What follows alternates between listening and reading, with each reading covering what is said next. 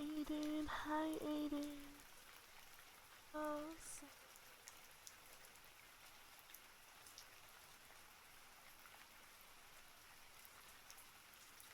I hope you guys are having a fantastic day.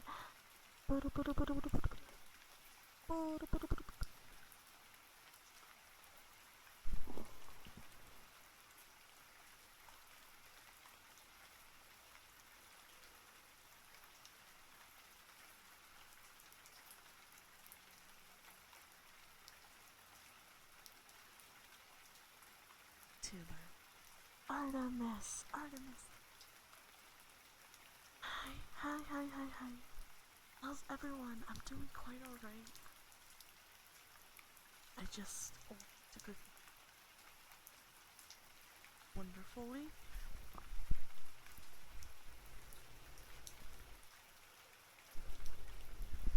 I hope you guys could hear me. And we're gonna read some Goosebumps because we did not finish Camp Nightmare. So it's a good one, here. I'm about to have chili for oh, I love chili. There's this place that's iconic. Hi there, Nightmare. Hi, Nightmare. How are you? Yes, it's an eclipse.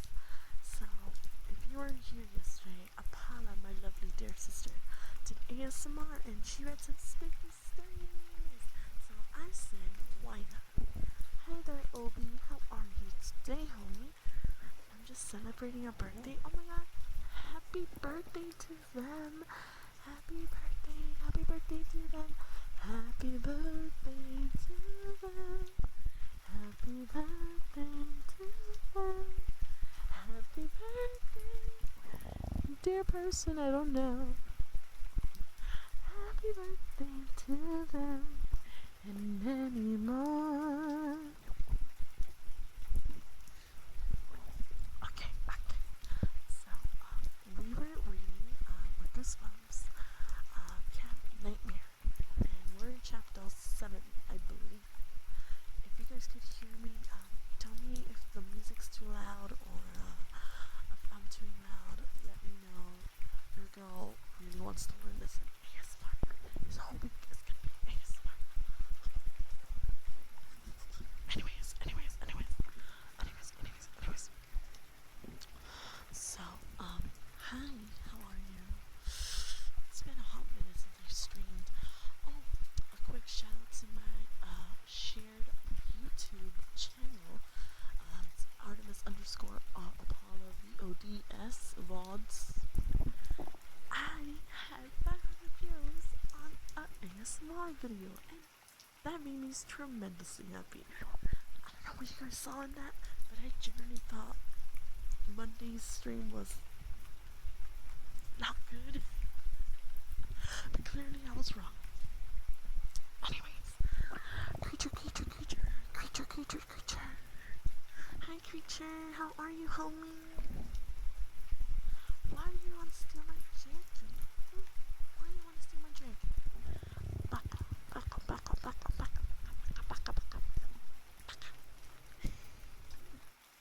I missed you, creature. I hope you're doing well. Because I can't get the crown. I can't. Oh, it's my crown though. So like it's forever gonna be my crown. The jacket is also mine in case it wasn't. Oh yes.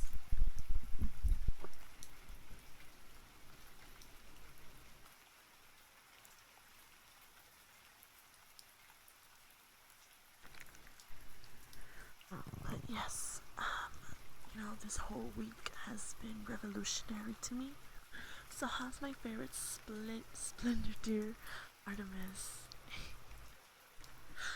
I'm not gonna lie, Karma. You kinda making good with the nicknames. I'm not gonna lie. I'm not gonna lie to you. But my day. Thank you for the hug, Nightmare. And creature, please take care of yourself, homie. Okay. Hi, Virus. I hope you're having a wonderful day. Thank you so much for visiting me today. I missed you, homie. We're just gonna read some Goosebumps stories. Thank you for the hug. Arigatou gozaimasu. So let You know, if you guys could hear my ASMR, I get so hyper when you guys are here, so apologies if I get a little loud, but I hope you guys are having a tremendous so this whole week I've been touching grass, I've been taking care of doggos. Yes, that's right. I took a job. Yes, this goddess took a job taking care of doggos. 3 doggos in particular. And they're such good doggos. Thank you for the hat. Arigatou gozaimasu. And thank you for the hug, Carter. I appreciate it.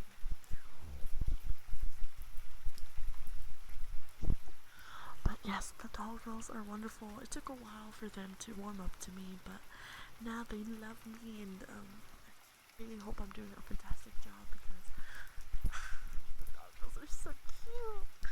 Thank you for the head pats. Arigato.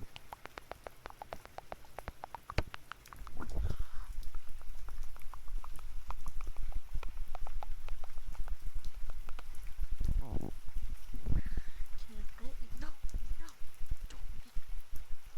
don't you dare eat the dogs. How freaking dare you? How freaking dare you? Don't. Those are protected doggos. Okay. Aside from that, recently I've also been noticing a lot of butterflies in my area. I don't know if it's just you, but I searched Google, creature you concern me, that butterflies can be a symbol for growth and something changing. So, God, how I've missed your voice. Can't wait for a part of the stream. Miss her lots of stuff. Virus, you're such a sweetheart. Thank you. Arigatou gozaimasu. How's your day though, Virus? Did you pamper yourself? I'm glad that you're taking care of yourself. We're just gonna read some goosebumps. So if you feel like you want to sleep, go right ahead. It's the whole point of ASMR. You know, it took a while. But here we are.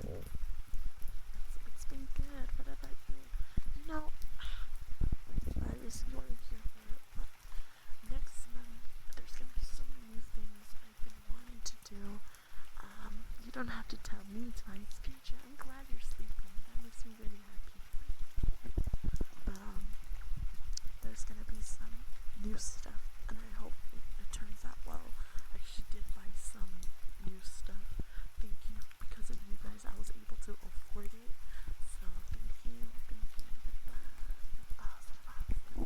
What is sleep? Sleep is what I am. I am the moon goddess, so it's kind of my thing to, let people know, hey, you need to sleep. Sleep. Because if you don't sleep, I'm gonna knock you up. And then you're gonna know what sleep is. Back.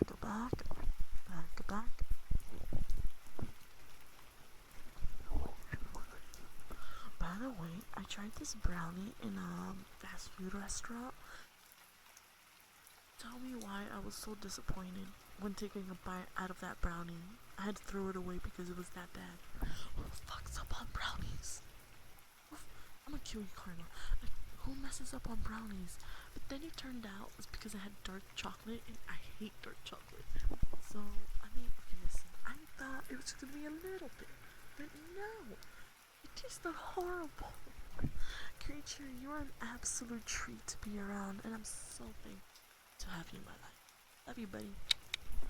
Hi there, Percy. How are you, my lovable scam? How's my homie doing?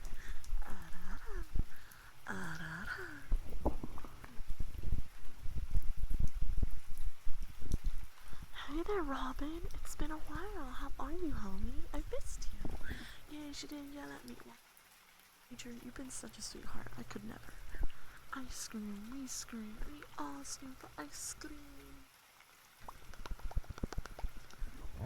Angel, how are you, my absolute sweetheart? Angel, how are you? I hear that you've been doing such wondrous work, and I'm super proud of you, Angel. I'm so honored to be your homie. The mere presence of you, I'm like inspired.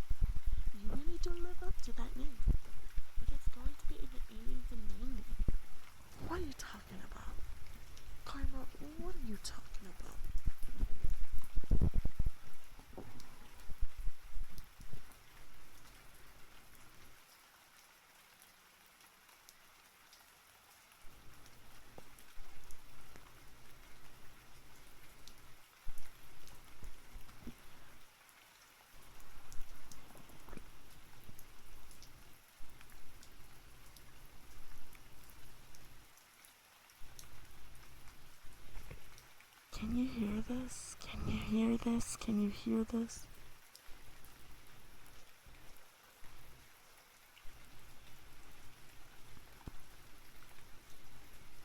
I have an overseas assignment in 3 days. I'm going to clap. Ah! You have a lovely assignment. I wish you the best of luck. And Dragon Tamer, I love cheeseburgers. And thank you for the Pat Angel. Karma, I love cheeseburgers.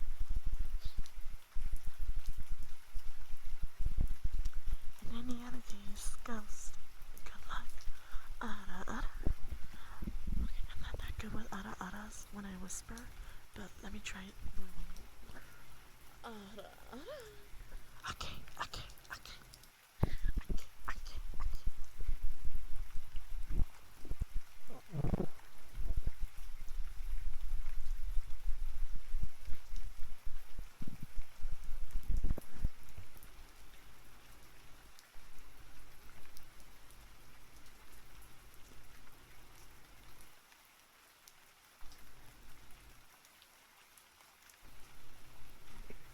Thank you, thank you, thank you.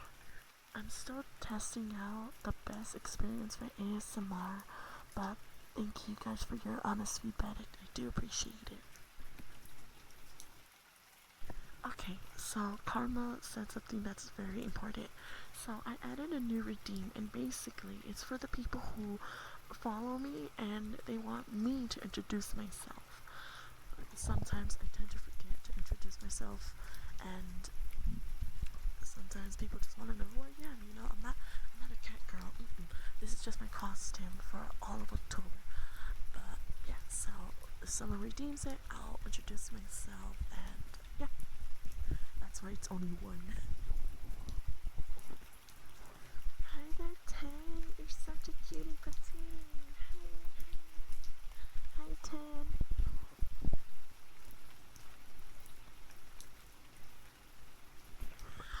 Hi there, Soldier. It's not like I like you or anything. You like peeking emotes? That's wonderful. I'm gonna kill Karma. I swear to God, Karma, shut up.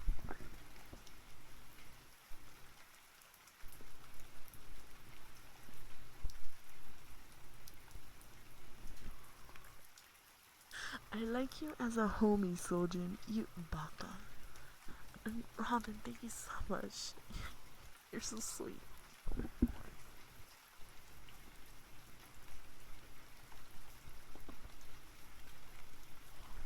One day I want to do a McDonald's roleplay. I don't know why, but like, I don't know. We'll see. There's also something I've been wanting to try, but you guys will have to wait next month.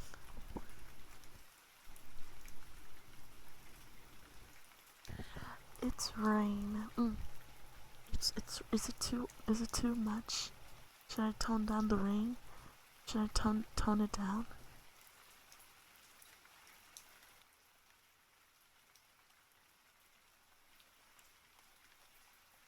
Is this okay? Is this better? What if I just leave it like that? Ah, well, it is raining, so you know, it's spooky atmosphere. We gotta right now. I believe me, it's fine. It's only Karma. Karma gets that card. No one else can, or else I time you out.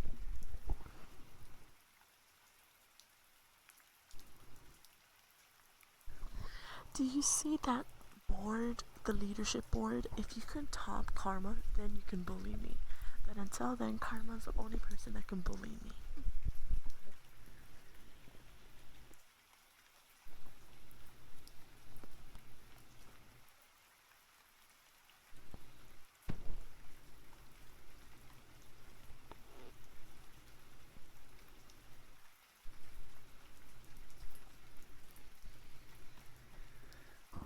Why are you scared, Haru? There's nothing to be scared about. Does the Greek Pantheon exist? I don't know. What leaderboard? The one on top. Or the most subs or bits? I think you're also on the leaderboard, creature. What do you mean? I'm a good goddess. It's Karma that's a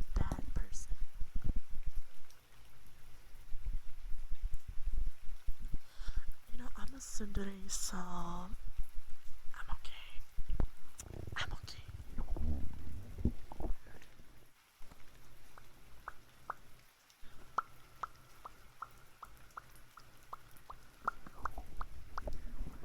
Wait, Haru, why? Are you okay? I'm a good goddess, I swear. I'm the night goddess. There's nothing to be scared about, I promise. Isn't that reassuring voice telling you something? Da-da-da. I'm your homie VTuber. The night is our friend. Thank you so much, Robin. Exactly. We are losing Haru. Someone call the paramedic.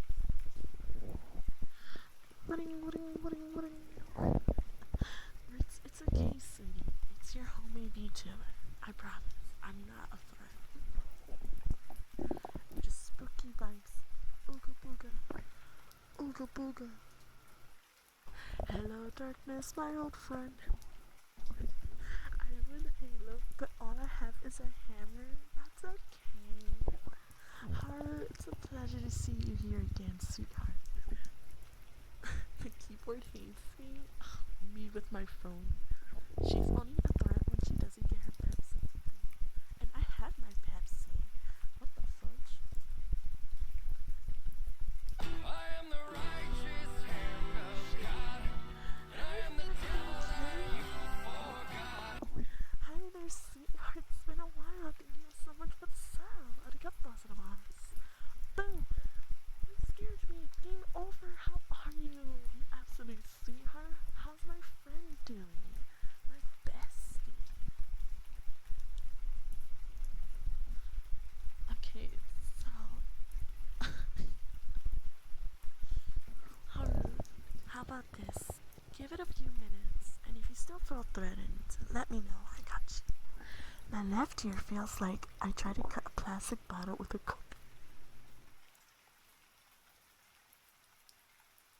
better than yesterday. You always say tomorrow is a new brand day, so I look forward to tomorrow. Why are you bonking me? Feminine kidding.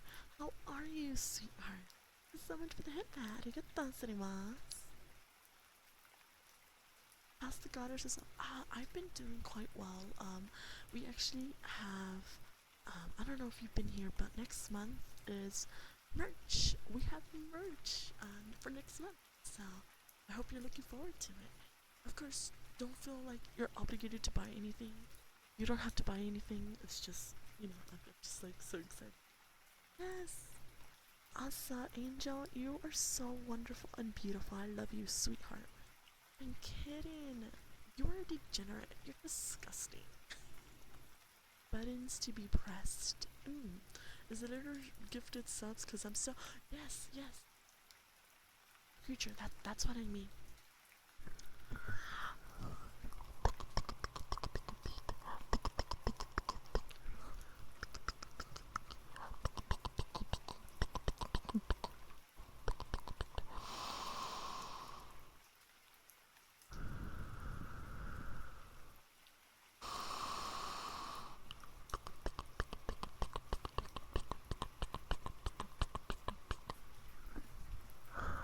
Thank you so much for following these heavenly goddesses. Have fun. Thank you so much for the follow, Jappa. Arigatou gozaimasu. Fudge me, Cyrus sending so long. Was working on something that I should don't even worry about. But thank you so much for even being here. Arigatou. Congrats on merch. Thank you. So, in case anyone's curious, we do have merch coming out next month, November 5th. It's going to be an acrylic stand and a mouse pad. Comes in small, medium, and large. You best believe we're going to shamelessly plug. Also, Apollo's here. Do you want to say something, Apollo? Hi, you little I'm just kidding. Hi, you little monsters. That was Apollo. But yes, thank you, Game Over and Game Over. I've been looking at your Twitter and your streams. I just want to say I'm so proud of you. And understandable, but the whole affiliate thing, completely get that. Just know that you are a freaking gift. And I'm so happy I've met you through this VTubing journey. Hey, mistress, I hope you two are having a fabulous day. Yeah, we are.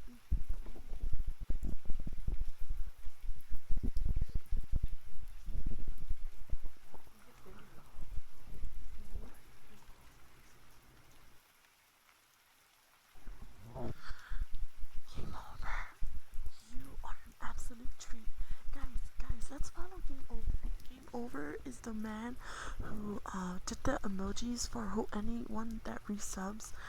The one, I am the righteous man of God. He did that. And I want you guys to follow him. Please follow Game Over, okay?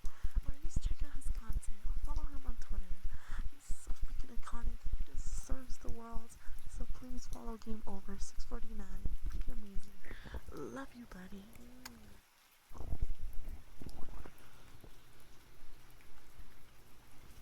I will plug you if I want to. I'm gonna plug you. I'm gonna plug the shit out of you. Hey, Artemis, when you have to introduce yourself, can you also add what I call no? No. But thank you for asking, sweetheart.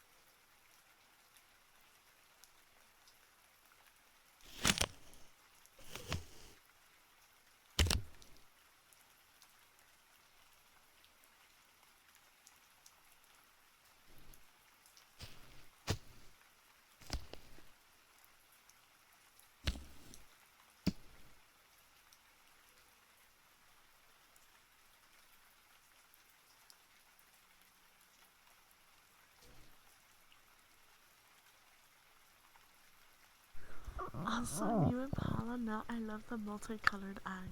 Why you hit me with my weakness? I don't mean to. I just love the colors. And Karma, no one's gonna believe you. But yeah, we're gonna read some Kiss From stories.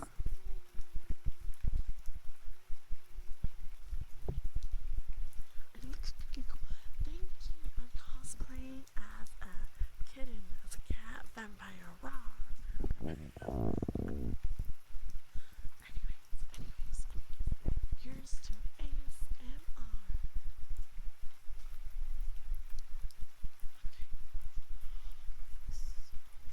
Shh, creature, shh, it's okay.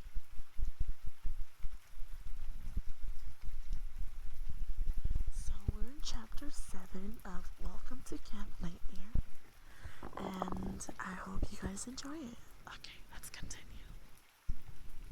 After I hydrate.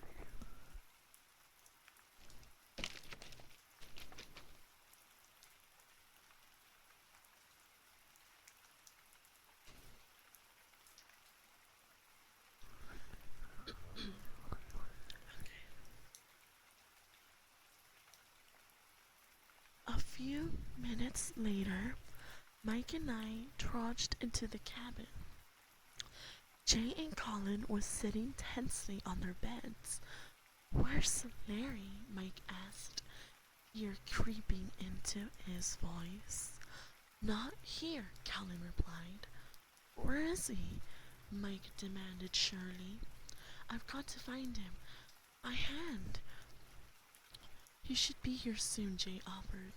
I could still hear the strange howls through the open window. "Do you hear that?" I asked, walking over to the window and listening hard. "Probably a cat," Colin said. "Cats don't howl," Mike told him. "Cats screech, but They don't howl.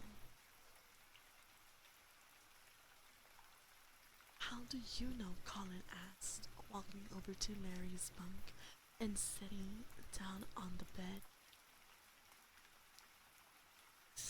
We studied them in school, Mike replied. Another howl made us all stop and listen. Sounds like a man, Jay offered, his eyes lighting excitedly.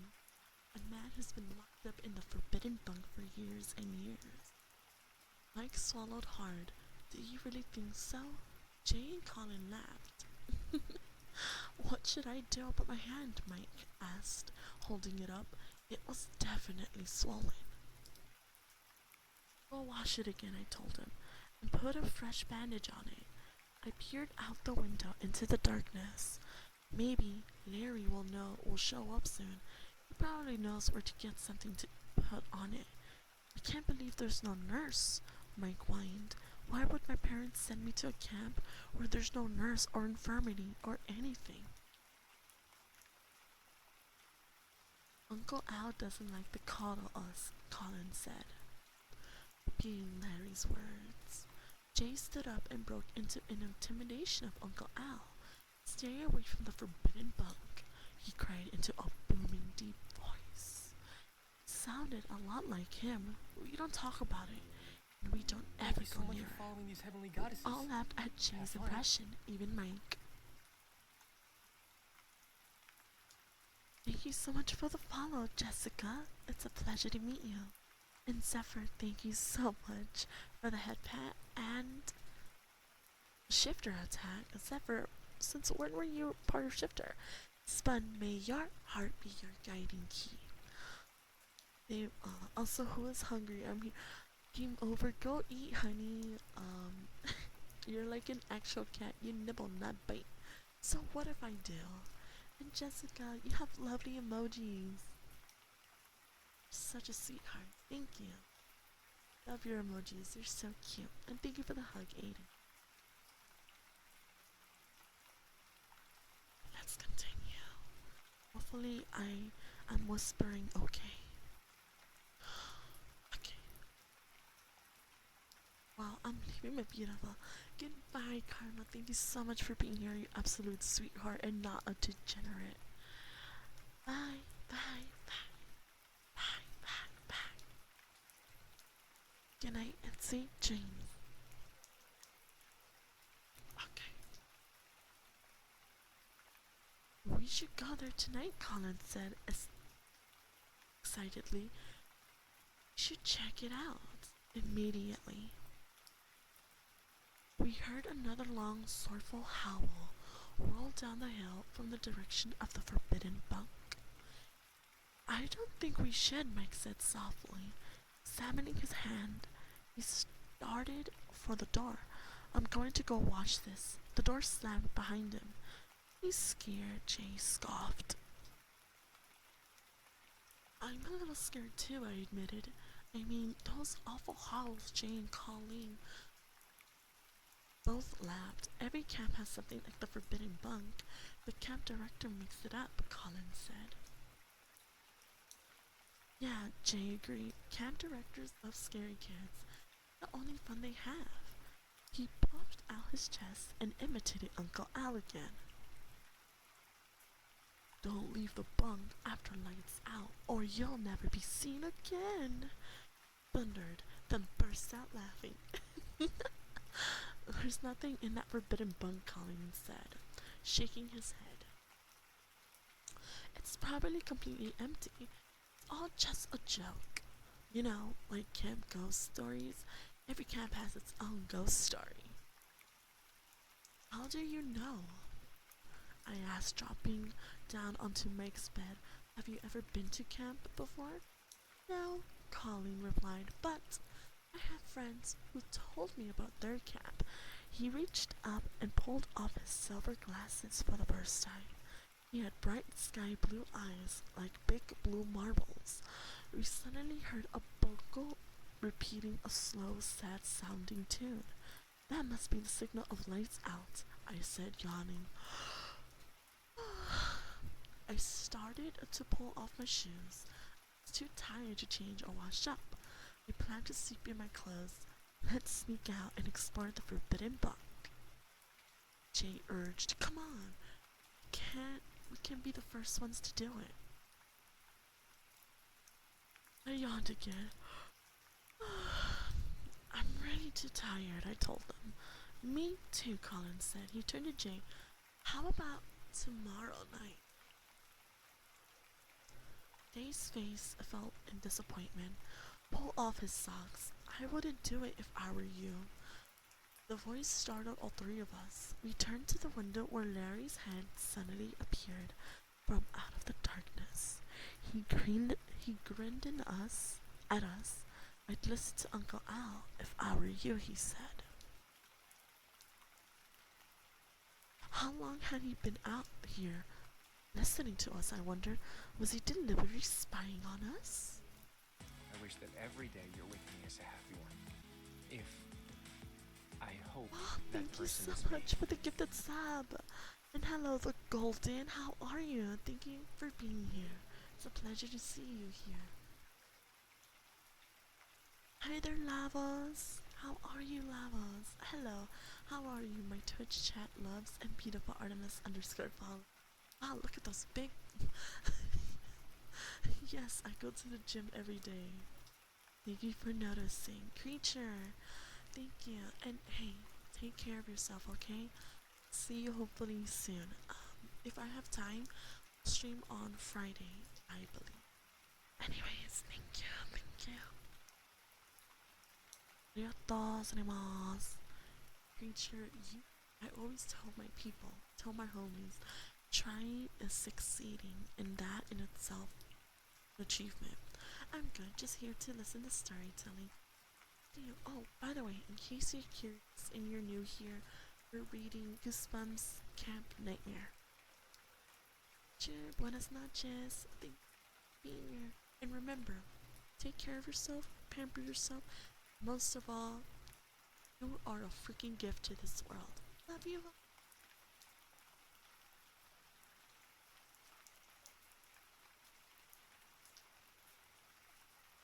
The door opened. Larry lowered his head as he loped in. His grin had faded. Uncle Al wasn't kidding around, he said seriously. Sure, Colin repeated sarcastically. He went over to his bed and slid beneath the roll blanket. I guess the camp ghost will get us if we go out after lights out, Jay joked, tossing a towel across the room. No, no, ghost, Larry said softly. But Sabir will. He pulled out his drawer and began searching for something inside it. Who's Sabir? I asked, suddenly wide awake.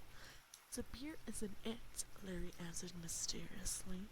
Sabir is a red-eyed monster who eats a camper every night, Callion sneered. He stared at me. There's no Sabir. Larry's just giving us another phony camp story. Larry stopped searching his drawer and gazed up at Colleen.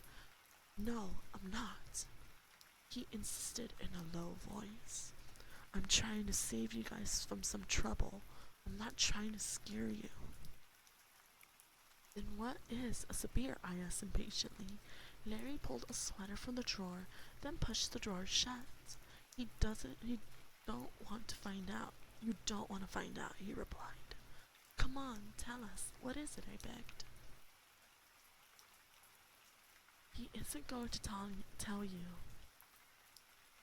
Colleen said. I'll tell you guys only one thing. Sabir, whip your heart out, Larry said flatly. Jay snickered. Yeah, sure, whatever. I'm serious, Larry snapped. I'm not kidding you guys. He pulled the sweater over his head. You don't believe me? Go out one night. Go out and meet Sabir. He struggled to get his arm into the sweater sleeve. But before you do, he warned, leave me a note with your address so I know where to send your stuff. Chapter 8. Had fun the next morning. We all woke up really early. The sun was just rising over the horizon, and the air was just so cool and damp. I could hear birds chirping. The sound reminded me of home. As I lowered myself to the floor and stretched, I thought of my mom and dad and wished I could call them and tell them about the camp. But it was only the second day. And, I'd be too embarrassed to call them on the second day. I was definitely homesick. But luckily, there wasn't any time to feel sad.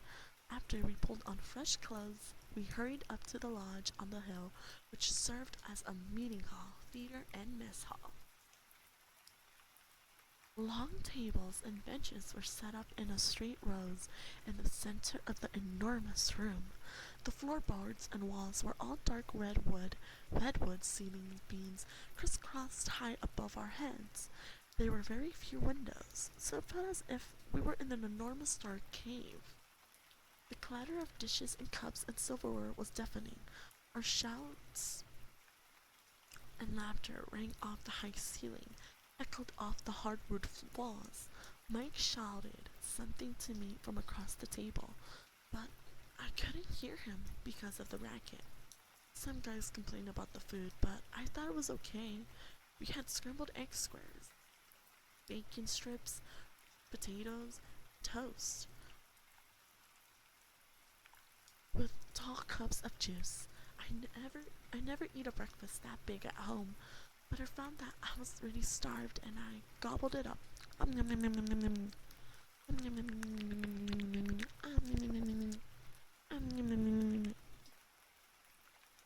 After breakfast, we lined up outside the lodge to form different activity groups. The sun had climbed high in the sky. It was going to be really hot. Our excited voices echoed off the sloping hill. We were all laughing and talking, feeling great. Larry and the other two counselors, clipboards in hand, stood in front of us, shielding their eyes from the bright sun as they divided us into groups. The first group of the 10 boys headed off to the river for a morning swim. Some people have all the luck, I thought. I was eager to get to the waterfront and see what the river was. As I waited for my name to be called, I spotted a payphone on the wall of the lodge. My parents flashed into my mind again. Maybe I will call them later, I decided. I was so eager to describe the camp to them, tell them about my new friends. Hi there, Chaos, and thank you so much for the head pat. Hey, why are you looking so mesmerized? I can ask you the same thing, dude. Thank you so much for being here. I'm a gift to this chat. Bard, you're a freaking menace. What are you talking about? And hi there, Progress. Thank you so much for being here. And once again, you're an absolute sweetheart. Soul brother, hi soul brother. Can catch an Arty stream. How are you such a sweetheart? Sweetheart. I hope I'm doing a good ASMR for you guys. I really want to do my best for you. Thank you so much for being here. You guys don't understand how appreciative I am. You're gonna make me cry. Okay, I swear. Thank you for being. Love you. I've been greatly enjoying this. Thank you, you guys. I don't know what I did to deserve you. But rest assured, I'll keep trying. You, Bard, you're such a sweetheart too. Listening us. We're just reading Camp Nightmare on Goosebumps. Thank you.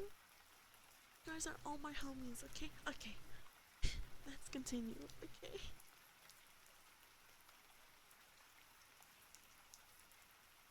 Okay, guys. Follow me to the ball field. Larry instructed us. Thank you so much for following We're these heavenly going to goddesses. play our first Have game fun. of scratch ball. Thank you so much for the follow, Nameless Dragon. It's a pleasure to meet you. Thank you so much for being here. We're reading Goosebumps Camp Nightmare.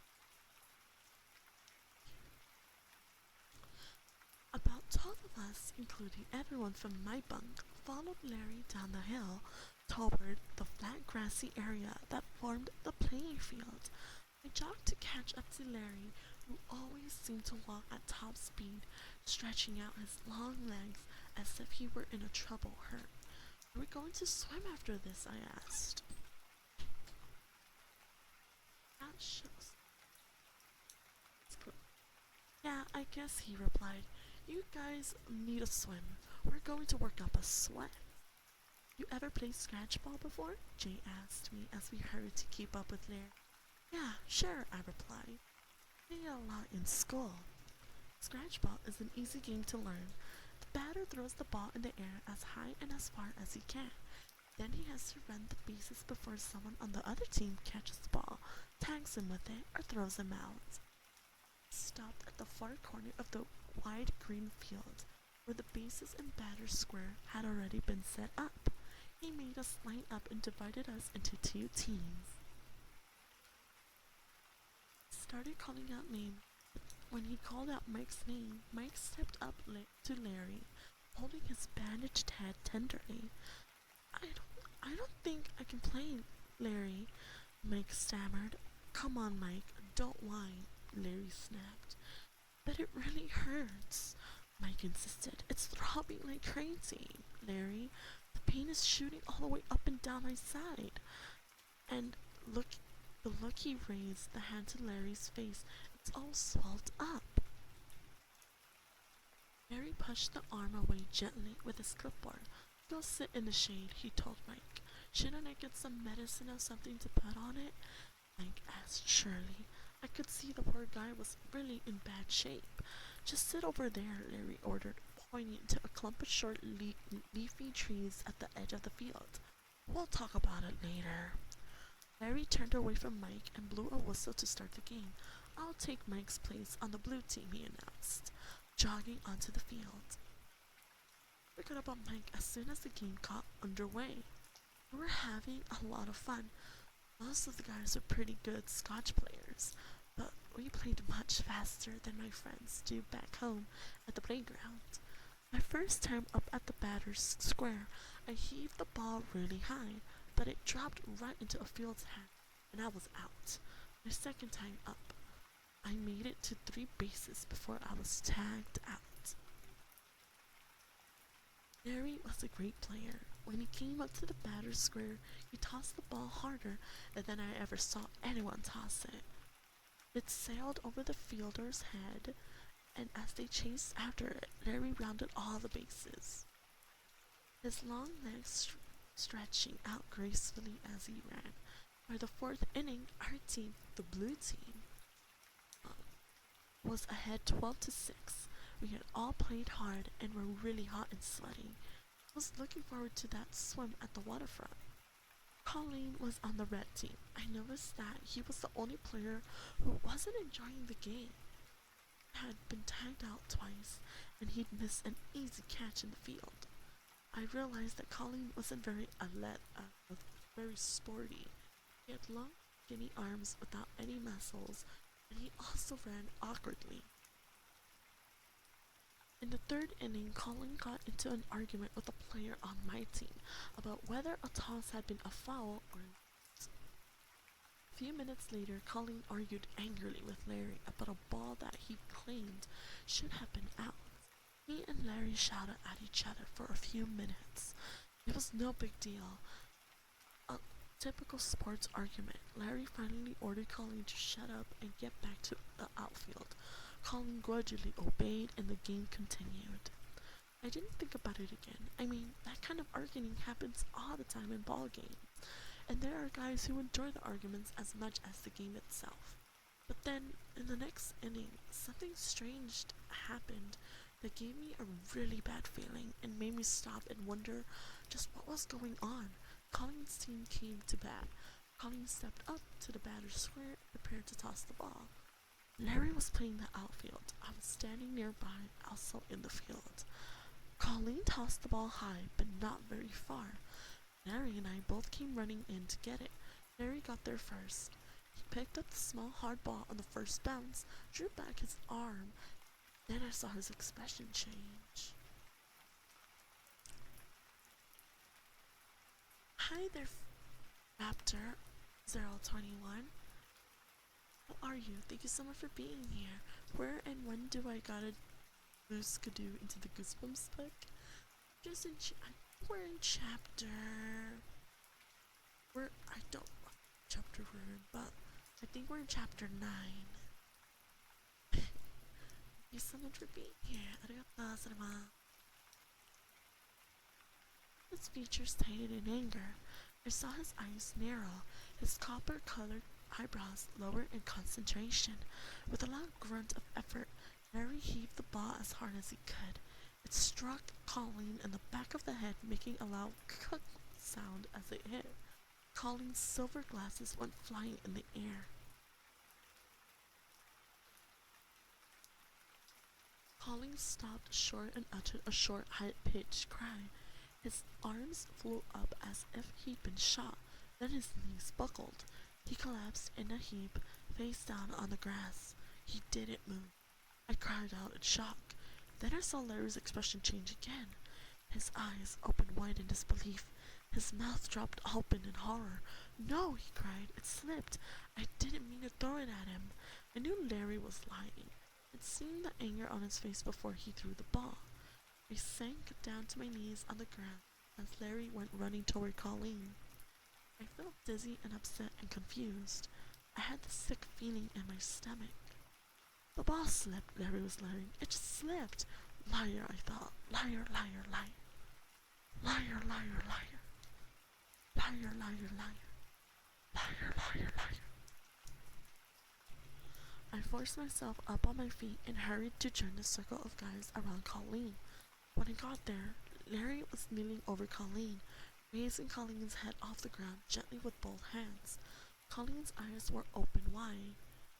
He stared up at Larry groggily and uttered low moans. "Give him room," Larry was shouting. "Give him room." He gazed down at Colleen. "The ball slipped. I'm real sorry. The ball slipped." Colleen moaned. His eyes rolled around in his head. Larry pulled off Colleen's red bandana and mopped Colleen's forehead with it. Colleen moaned again, his eyes closed. "Help me carry him to the lodge," Larry instructed two guys from the red team. "The rest of you guys get changed for your swim. The waterfront counselor will be waiting for you." I watched as Larry and the two guys hoisted Colleen up and started to carry him toward the lodge. Larry gripped him under the shoulders. The two boys awkwardly took hold of the legs. The sick feeling in my stomach hadn't gone away. I kept picturing the intense expression of anger on Larry's face as he heaved the ball at the back of Colleen's head. I knew it had been deliberate. I started to follow them. I don't know why. I guess I was so upset I wasn't thinking clearly. I started to follow them. I don't know why. I guess they were nearly to the bottom of the hill when I saw Mike catch up to them. He ran alongside Larry, holding his swollen hand. "Can I come too?" Mike pleaded. "Someone has to look at my hand. It's really bad, Larry. Please, can I come too?" "Yeah, you better," I heard Larry reply curtly. Good, I thought. Finally, someone was going to pay some attention to Mike's snake-bite wound. Ignoring the sweat pouring down my forehead, I watched them make their way up the hill to the lodge.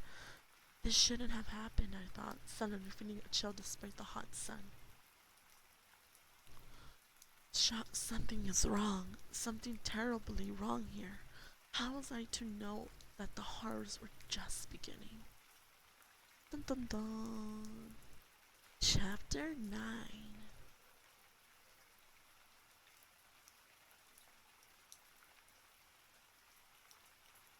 Later that afternoon, Jay and I were writing our letters to our parents.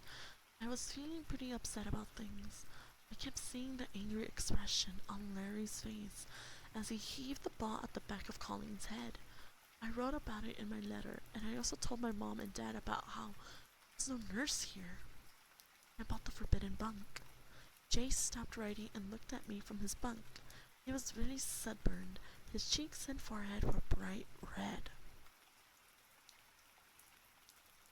He scratched his red hair. "We're dropping like flies," he said, gesturing around the nearly empty cabin. "Yeah," I agreed wistfully. "I hope Colleen and Mike are okay." And then I blurted out, "Larry deliberately hit Colleen." Huh? Jay stopped scratching his hair and lowered his hand to the bunk. He what? He deliberately threw at Colleen's head. I saw him, I said, my voice shaky. I wasn't going to tell anyone, but I wasn't going to tell anyone, but then I saw that Jay didn't believe me. That's impossible, he said quietly. Larry's a counselor. His hand slipped. That's all. I started to argue when the cabin door opened and Colleen entered, with Larry at his side. Colleen, how are you? I cried. Jay and I both jumped down from our beds. Not bad, Colleen replied. He forced a thin smile. I couldn't see his eyes. They were hidden once again behind his silver sunglasses. He's still a little wobbly, but he's okay, Larry said cheerfully, holding Colleen's arm. Sort of seeing double, Colleen admitted. I mean, this cabin looks really crowded to me. There are two of each of you. Jay and I uttered short, uncomfortable laughs. Larry helped Colleen over to his lower bunk. He'll be fine in a day or two, Larry told us. Yeah, the headache is a little better already, Colleen said, gently rubbing of his head, then laying down on top of the bed covers. Did you see your doctor? I asked. Uh-huh. Just Uncle Al, Colleen replied. He looked it over and said I'd be fine. Cast a suspicious glance at Arty, then he turned his back on us and crouched down to search for something in a duffel bag he kept under his bed. Where's Mike? Is he okay? Jay asked Larry. Uh-huh, Larry answered without turning around. He's fine, but where is he? I demanded. Larry shrugged. Still at the lodge, I guess. I don't really know. But is he coming back? I insisted. Larry shoved the bag under his bed and stood up. Have you guys finished your letters? He asked. Hurry and get changed for dinner. You can mail your letters at the lodge. He started for the door. Hey, don't forget about tonight is tent tonight. You guys are sleeping in a tent tonight. We all groaned, but Larry, it's too cold out, Jay protested. Larry ignored him and turned away. Hey, Larry, do you have anything I could put on the paper? Jay called after him. No, Larry replied and disappeared out the door.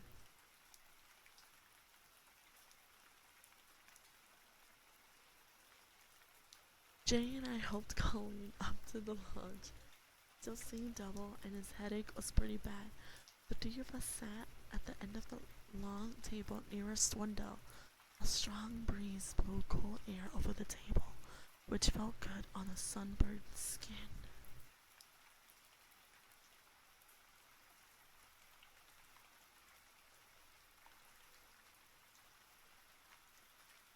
We had some kind of meat with potatoes and gravy for dinner. It wasn't great, but I was so hungry.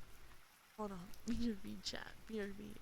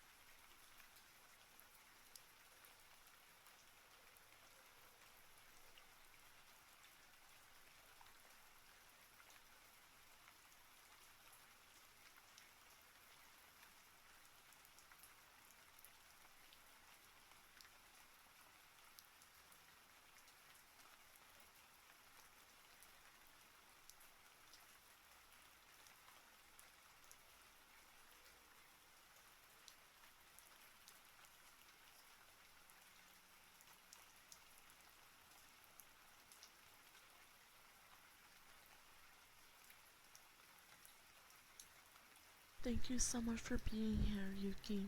I appreciate it so, brother. Arigato gozaimasu.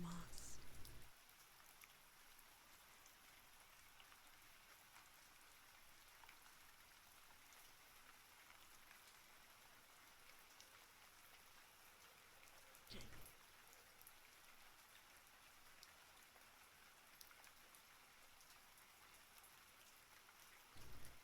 By the way, I have some bread. It's Hawaiian bread. It's so good.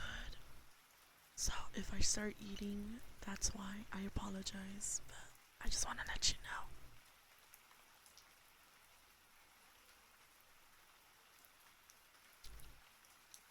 know. We had some kind of meat with potatoes and green for dinner. It wasn't great, but I was hungry. It didn't matter. Pauline didn't have much of an appetite. He picked at the edges of his green meat. The mess hall was as noisy as ever. Kids were laughing and shouting to friends across the long tables.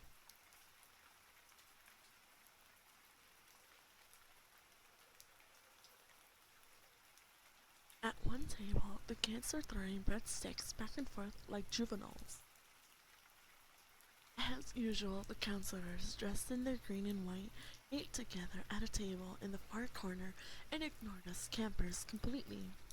The rumor spread that we were going to learn all the camp songs after dinner.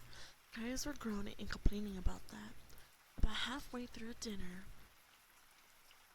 Jay and the boy across the table, a kid named Roger, started horsing around trying to wrestle a breadstick from each other. Jay pulled hard and won the breadstick, spilled his entire cup of grape juice on the tan shorts.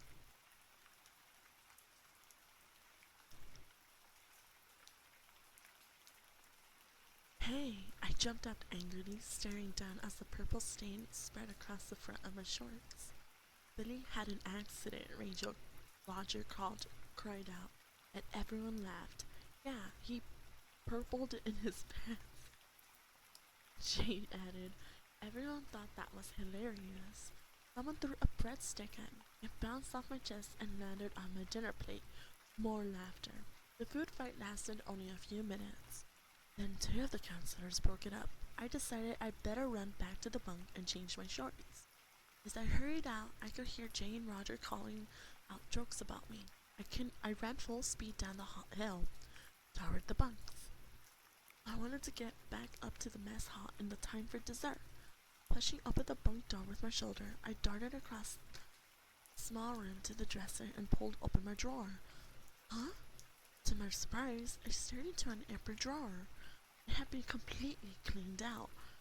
What's going on here? I asked aloud. Where's my stuff? Confused, I took a step back, realized I had opened the wrong drawer. This wasn't my drawer. It was Mike. I stared for a long while into the empty drawer. Mike's clothes had been removed. I turned and looked for his trunk, which had been stacked on its side behind our bunk. Mike's trunk was gone too. Mike wasn't coming back.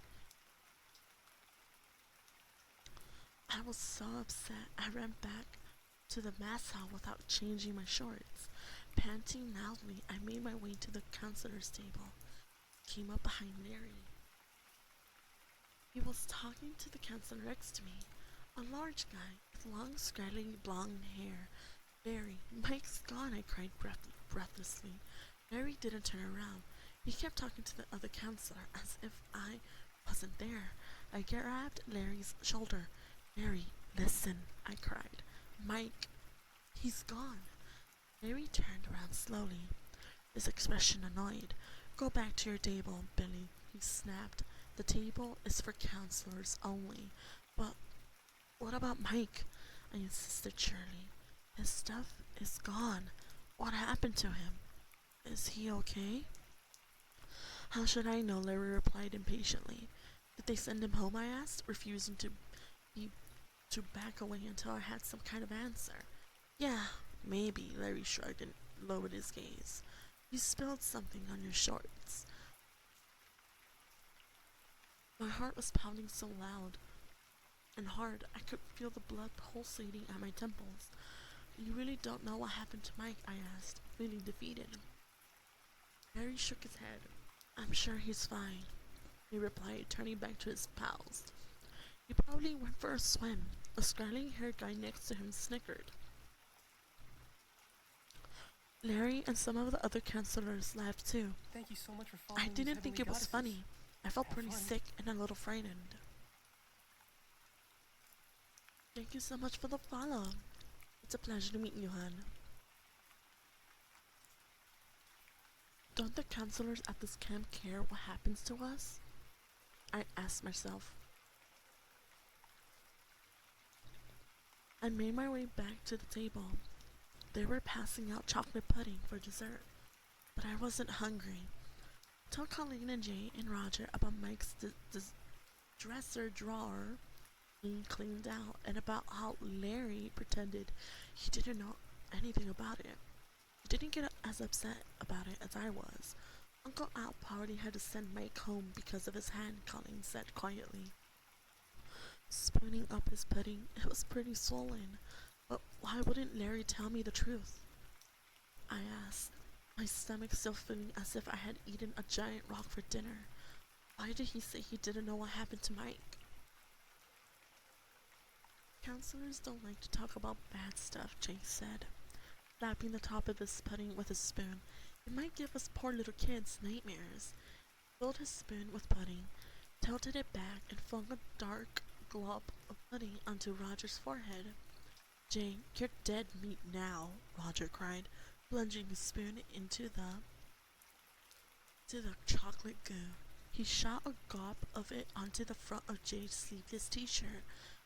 That started a pudding war that spread down the long table. There was no more talk about Mike.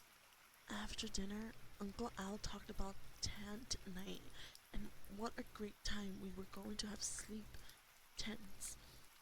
Just be very quiet so the bears can't find you, he joked. Some joke. Then he and the counselors taught us the camp songs. Uncle Al made us sing them over and over until we learned them. I didn't feel like singing, but Jay and Roger began making up really gross words to the songs. And pretty soon, a whole bunch of us joined in, singing our own versions of the songs as loudly as we could. Later, we were all making our way down the hill toward our tents. It was a cool, clear night. A wash of pale stars covered the purple-black sky. I helped Colleen down the hill. We were still seeing double, feeling a little weak. Jay and Roger walked a few steps ahead of us, shoving each other with their shoulders, first to the left, then to the right. Suddenly, Jay turned back to Colleen. Tonight's the night, he whispered, a devilish grin spreading across his face. Huh? Tonight's what night? I demanded. Shh. Shh. He raised a finger to his lips. When everyone's asleep, Roger and I are going to check out the forbidden book. He turned to Colleen. You with us? Colleen shook his head. I don't think I can, Jay. Looking backward in front of us, Jay locked his eyes on mine. How about you, Billy? You coming? Chapter 10. Chapter 10. Thank you for the head pat. Arigatou gozaimasu.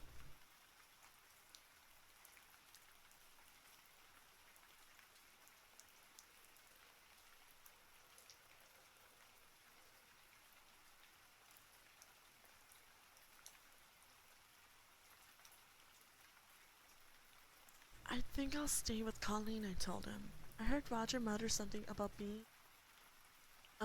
being a chicken. Jane looked disappointed. You're going to miss out, he said. That's okay. I'm kind of tired, I said. It was true. I felt so weary after a long day. Every muscle ached. Even my hair hurt. Jay and Roger made whispered plans all the way back to the tent. At the bottom of the hill, I stopped and gazed at the forbidden bunk. It appeared to lean toward me in the pale starlight. I listened for the familiar howls. It seemed to come from inside, but tonight there was only a heavy silence. The large plastic tents were lined up in the bunk area. I crawled into ours and lay down on top of my sleeping bag. The ground was really hard. I could see this was going to be a long night. Jay and Colleen were messing around with their sleeping bags at the back of the tent. It seems weird without Mike here, I said, feeling a sudden chill. Now you'll have more room to put your stuff, Jay replied casually. He sat hunched against the tent wall, his expression tense. His eyes were on the darkness outside the tent door, which was left open a few inches.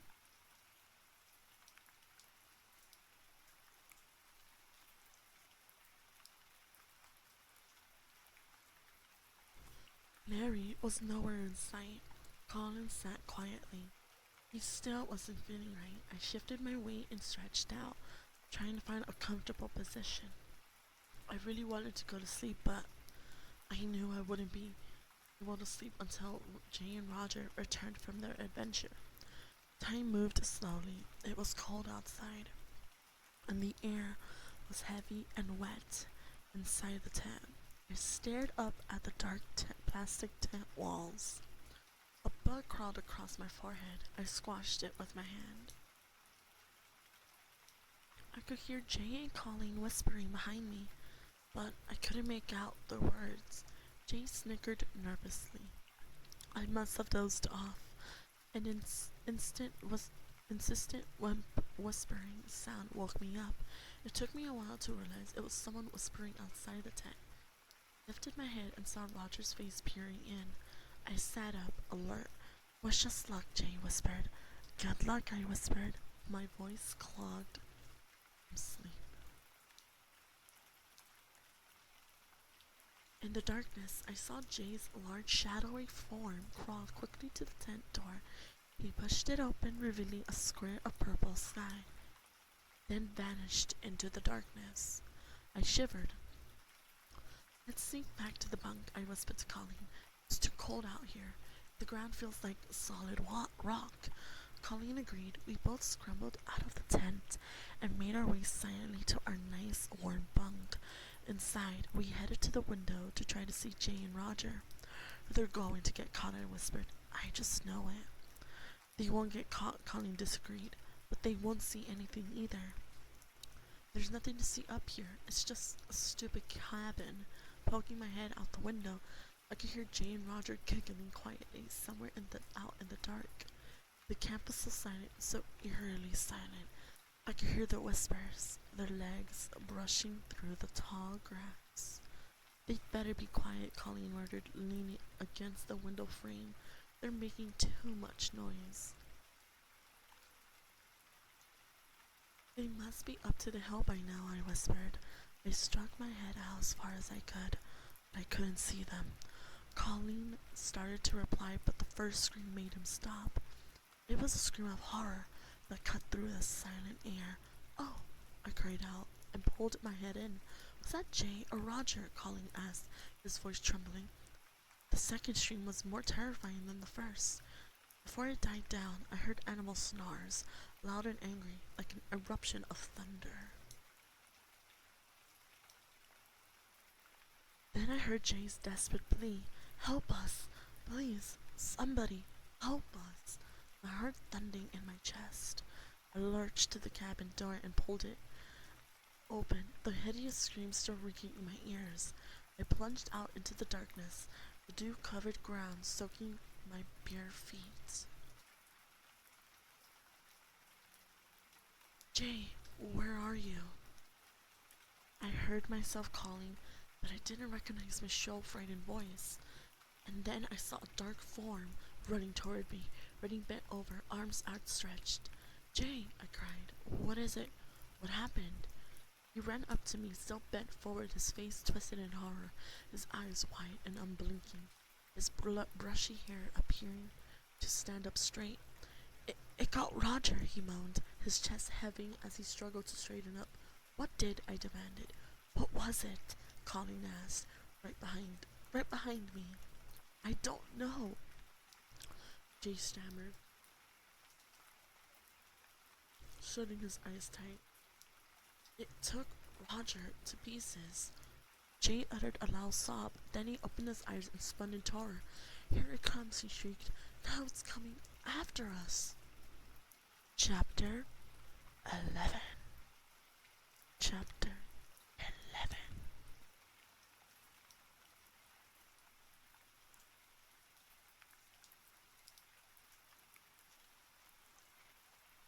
In the pale starlight, I saw Jay's eyes roll up in his head. His knees collapsed and he began to slump to the ground. I grabbed him before he fell and dragged him into the cabin. Colleen slammed the door behind us. Once inside, Jay recovered slowly. The three of us froze in fear. And listened hard. I was still holding onto Jay's heaving shoulders. He was pale as a bedsheet, and his breath came out in a short, sounding moan. Have fun. Thank you so much for the follow, Yumi. It's a pleasure to meet you. Hello. Happy Wednesday, my homie. We listened. Silence. The air hung frozen and still. Nothing moved. No footsteps. No animal approaching. Just Jay's frightened moans and the pounding of my heart.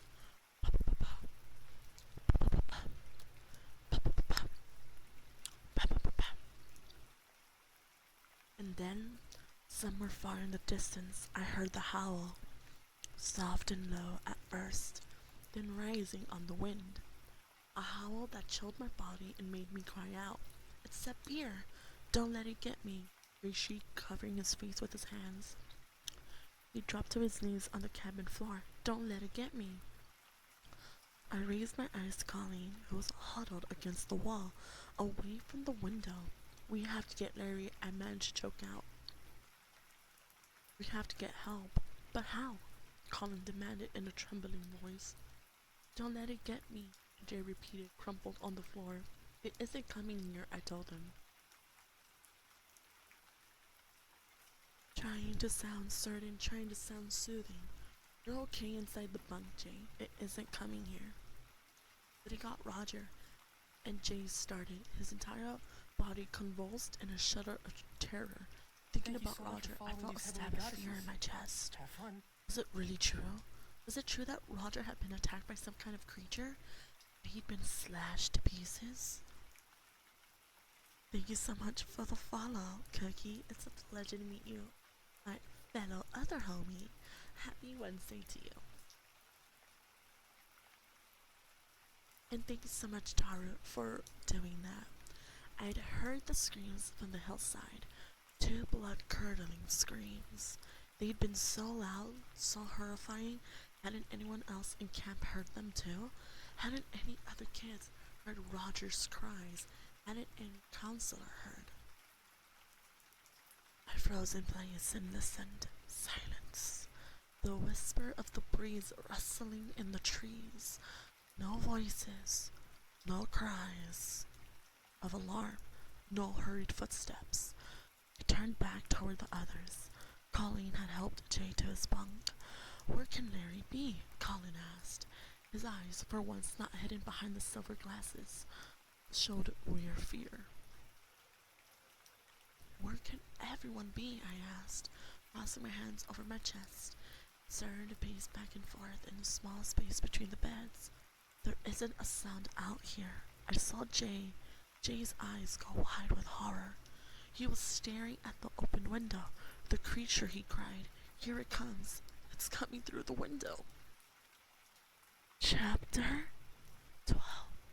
Chapter 12. All 3 of us gaped in horror at the open window. But no creature jumped in. As I stared, frozen in the center of the cabin, I could only see darkness and a fringe of pale stars. Outside the trees, crickets started up a shrill clatter. There was no other sound. Poor Jay was so frightened and upset. He was seeing things, somehow calling, and I had him a little bit calmed down. We made him take off his sneakers and lay down on his bed. We covered him up with 3 blankets to help him to stop trembling.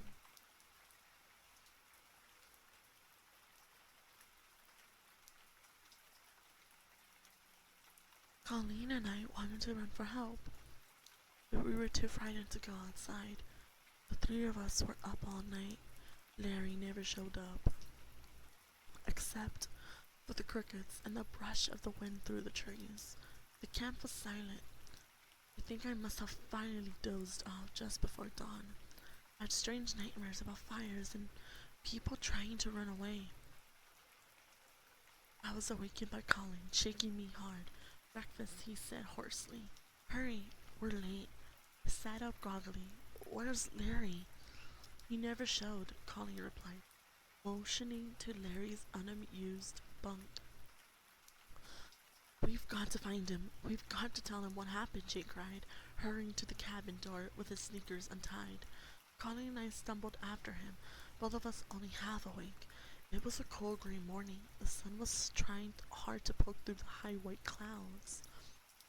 The 3 of us stopped halfway, up the hill, to the mess hall. Reluctantly, our eyes searched the ground around the forbidden bunk. I don't know what I expected to see, but there was no sign of Roger. No sign of any struggle. No dried blood on the ground. The tall grass wasn't bent or matted down. Weird, I heard Jay mutter, shaking his head. That's weird.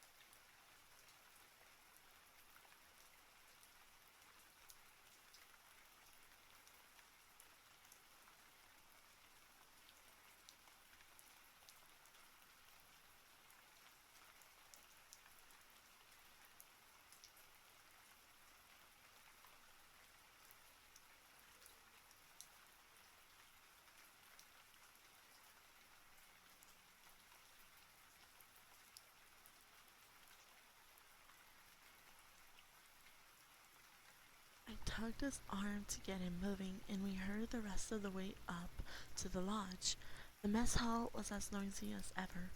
Kids were laughing and shouting to each other. It all seemed perfectly normal.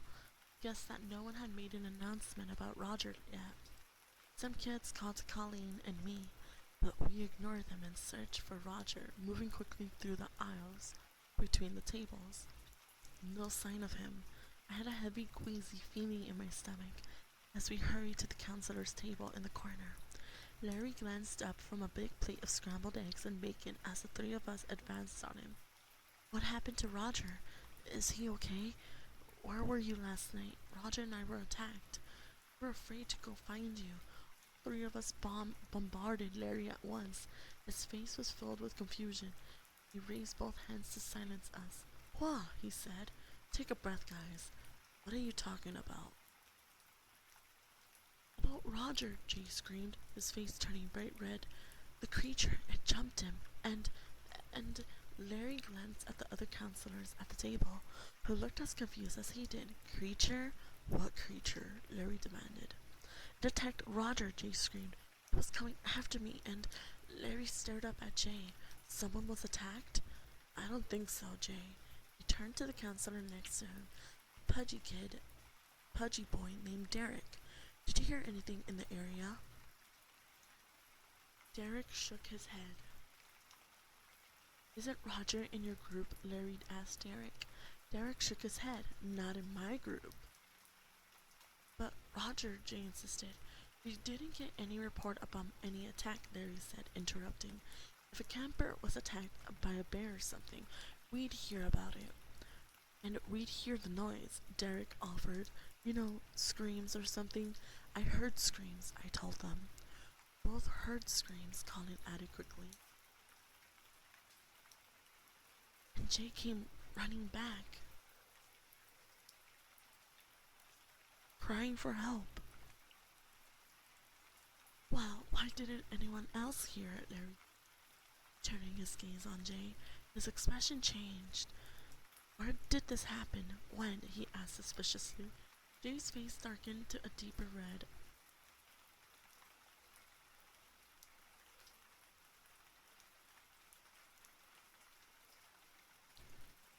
After lights out, he admitted, Roger and I went up to the forbidden bunk and... Are you sure it wasn't a bear? Derek interrupted. Some bears were spotted downriver yesterday afternoon. It was a creature, Jay screamed angrily. You shouldn't have been out, Larry said, shaking his head. Why won't you listen to me? Jay screamed. Roger was attacked. This big thing jumped on him and we have heard something, Derek said calmly, glancing at Larry. Yeah, Larry agreed. The counselors were all up here at the lodge. You would have heard any screams. But Larry, you've got to check it out, I cried. Jay isn't making it up. It really happened.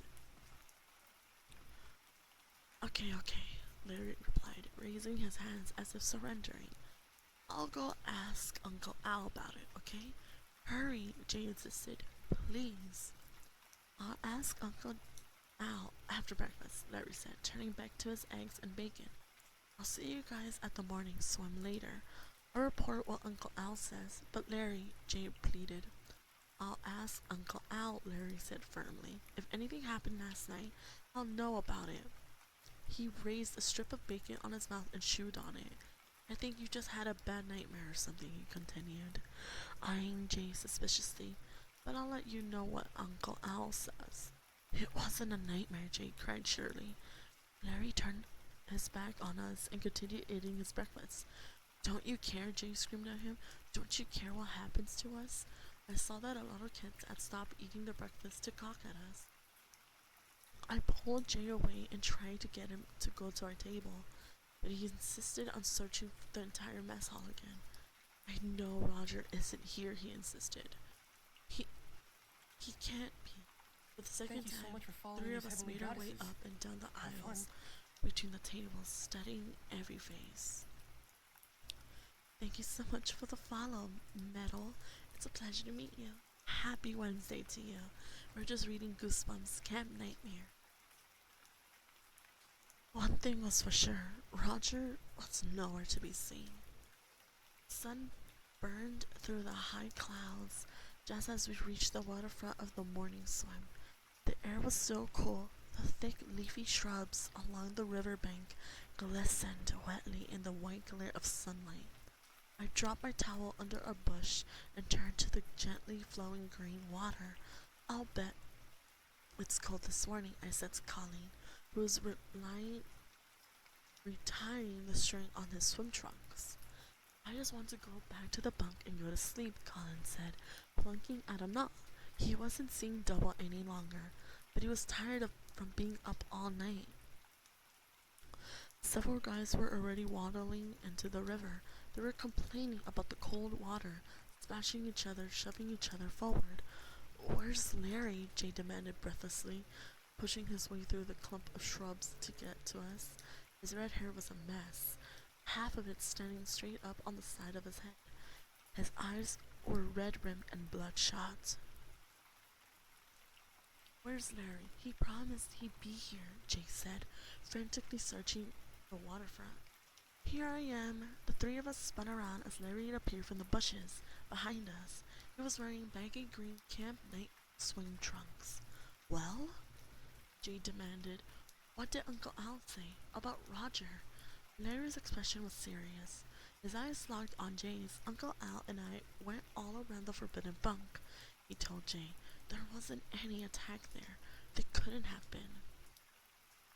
But it got Roger. It got Roger, Jay cried surely. It slashed him. I saw it. Larry shook his head, his eyes still burning into Jay's. That's the other thing, he said softly. Uncle Al and I went up at the office and checked the records, Jay. There's no camper here this year named Roger. Not a first name or a middle name, no Roger, no Roger at all. Chapter 13. Chapter 13.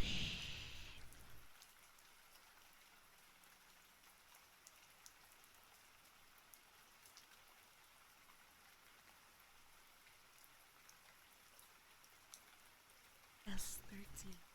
Jay's mouth dropped open and he uttered a low gasp. The three of us stared in disbelief at Larry, letting the startling news sink in. Someone's made a mistake, Jay said finally, his voice trembling with emotion. We searched the mess hall for him. He's gone. Roger isn't here.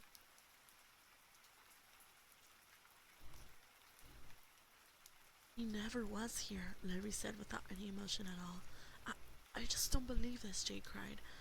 How about a swim, guys? Larry said, motioning to the water. Well, what do you think? I demanded of Larry. I couldn't believe he was being so calm about this. What do you think happened last night? Larry shrugged. I don't know what to think, he replied, his eyes on the cluster of swimmers farthest from the shore. Maybe you guys are trying to pull a weird joke on me? Huh? Is that what you think? Drake cried. That it's a joke? Larry shrugged again. Swim time, guys. Get some exercise, okay? Jay started to say more, but Larry quickly turned and went into the green water. He took 4 or 5 running steps off the shore, then dived, pulling him quickly through the water, taking long, steady strokes. I'm not going in, Jay insisted angrily. I'm going back to the bunk. His face was bright red. His chin was trembling. I could see that he was about to cry. He turned and began running through the bushes, dragging his towel along the ground. Hey, wait up! Colin went running after him. I stood there trying to decide what to do. I didn't want to follow Jay to the bunk. There wasn't anything I could do to help him. Maybe a cold swim will make me feel better, I thought. Maybe nothing will make me feel better, I told myself sadly. I stared out at the other guys in the water.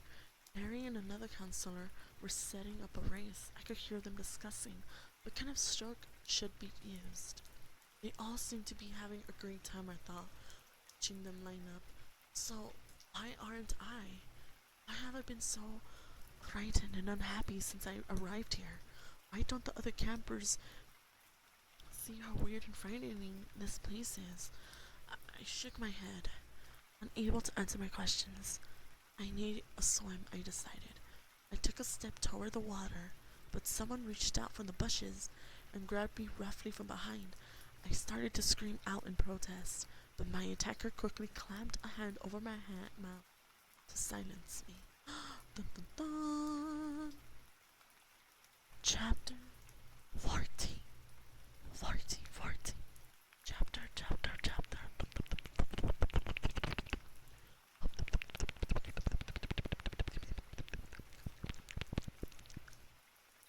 Okay. Hi there, Gio. How are you, my lovely pets? I hope you're having a wonderful day. Hello.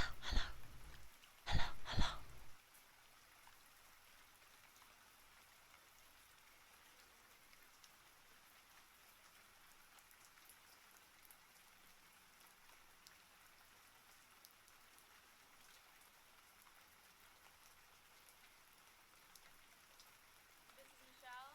This is Mia. And this is Cassie. And we know what you did on Fear Street.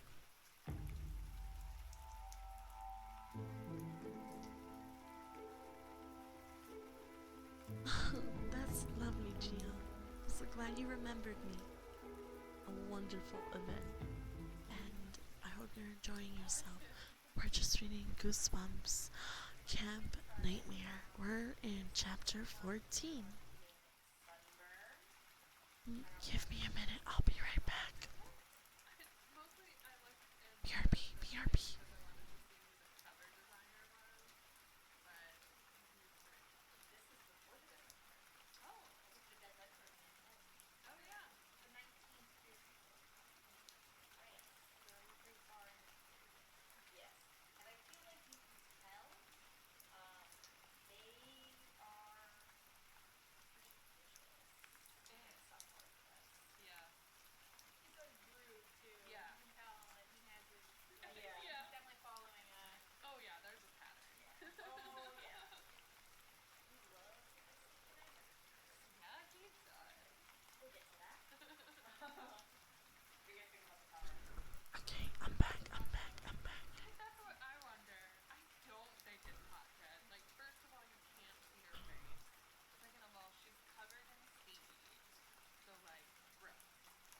tried to pull away, but I'd been caught off guard.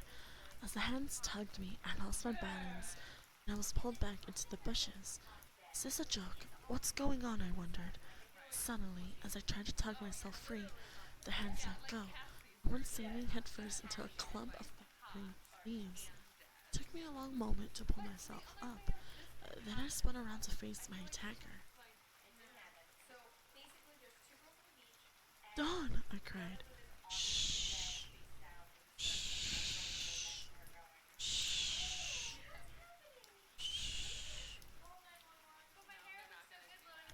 She leaped forward and clamped a hand over my mouth again. Duck down, she whispered urgently. They'll see you. I obediently ducked behind the low bush. She let go of me again and moved back. She was wearing a blue one-piece bathing suit. It was wet. Her blonde hair was also wet, dripping down onto her bare shoulders. Dawn, what are you doing here? I whispered, settling onto my knees. Before Dawn could reply, another figure in a bathing suit moved quickly from the bushes, crouching low. It was Dawn's friend, Dory. We swam over early this morning, Dory whispered, nervously pushing at her curly red hair. We waited here, in the bushes. But it's not allowed, I said, unable to hide my confusion. If you're caught, we had we had to talk to you, Dawn interrupted, raising her head to peek over the top of the bushes, then quickly ducking back down.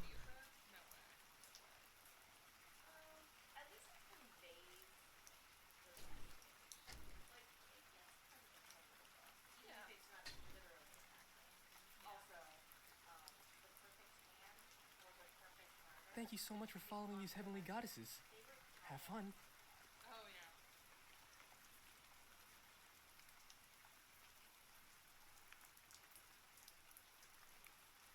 Thank you so much for the follow, Vid. A pleasure to meet you. Happy Wednesday to you, homie.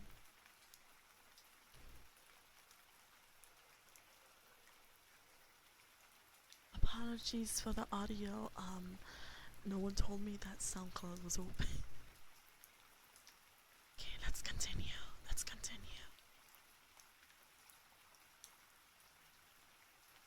We had to talk to you, Dawn interrupted, raising her hand to peek over the top of the bushes, then quickly ducked back down. We decided to risk it, Dory added. What's wrong? I stammered. A red and black bug crawled up my shoulder. I brushed it away.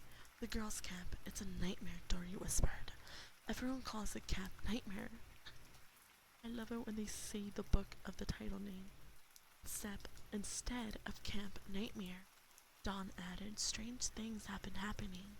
Huh? I gaped at her. Not far from us in the water, I could hear the shouts and splashes of the swim race beginning. What kinds of strange things? Scary things, Dory replied, her expression solemn. Girls have disappeared, Dawn told me. Just vanished from sight, and no one seems to care, Dory added in a trembling voice. I don't believe it, I uttered. The same thing has happened here, at the boys' camp. I swallowed hard. Remember Mike? Both girls nodded. Mike disappeared, I told them. They removed his stuff, and he just disappeared. It's unbelievable, Dory said. 3 girls are gone from our camp. They announced that one was attacked by a bear, Dawn whispered. What about the other 2? I asked. Just gone. Just gone, Dawn replied, the words catching in her throat. I could hear whistles blowing in the water. The race had ended. Another one was being organized. The sun disappeared once again behind high white clouds. Shadows lengthened and grew darker. I told them quickly about Roger and Jay and the attack at the forbidden bunk. They listened in open-mouthed silence, just like at our camp, Dawn said. We have to do something, Dory said heatedly. We have to get together, the boys and the girls, Dawn whispered, peering once again over the tops of the leaves. You have to make a plan. You mean to escape? I asked, not really understanding. The 2 girls, no. We can't stay here, Dawn said grimly. Every day, another girl disappears. The counselors act as if nothing happened. I think they want us to get killed or something. Dory added with emotion. Written to your parents, I asked. We write every day, Dory replied, but we haven't heard from them. Then I realized that I hadn't received any mail from my parents either. They had both promised to write every day, but I had been at camp for nearly a week and hadn't received a single piece of mail. Visitor's Day is next week, I said. Parents will be here. We can tell them everything. It may be too late, Don said grimly. Everyone is scared, Dory declared. I haven't slept in 2 nights. I hear these horrible screams outside every night. Another whistle blew closer to the shore. I could hear the swimmers returning. Morning swim was ending. I don't know what to say, I told them. You've got to be careful. Don't get caught. We'll swim back to the girls' camp when everyone has left, Don said. But we have to meet again, Billy. We have to get more guys together. You know, maybe if we all get organized. Her voice trailed off. There's something bad going on in this camp, Dory said with a shiver. Narrowing her eyes, something evil. I know, I agreed. I could hear boys' voices now, close by, just on the other side, on the leafy bushes. I've got to go. We'll try to meet here again the day after tomorrow. Dawn whispered, Be careful, Billy. You be careful, I whispered. Don't get caught. They slipped back deeper in the bushes, crouching low, and made their way away from the shore. When I was past the clump of bushes, I stood up and began to run. I couldn't wait to tell Colleen and Jay about the girls I had said. I felt frightened and excited at the same time. I thought maybe it would make Jay feel a little better to know that the same kinds of horrible things are happening across the river at the girls' camp. Halfway to the bunks, I had an idea. I stopped and turned toward the lodge. Then I remembered seeing a payphone on the wall on the side of the building. Someone told me that the phone was the only one campers were allowed to use. I'll call Mom and Dad, I decided.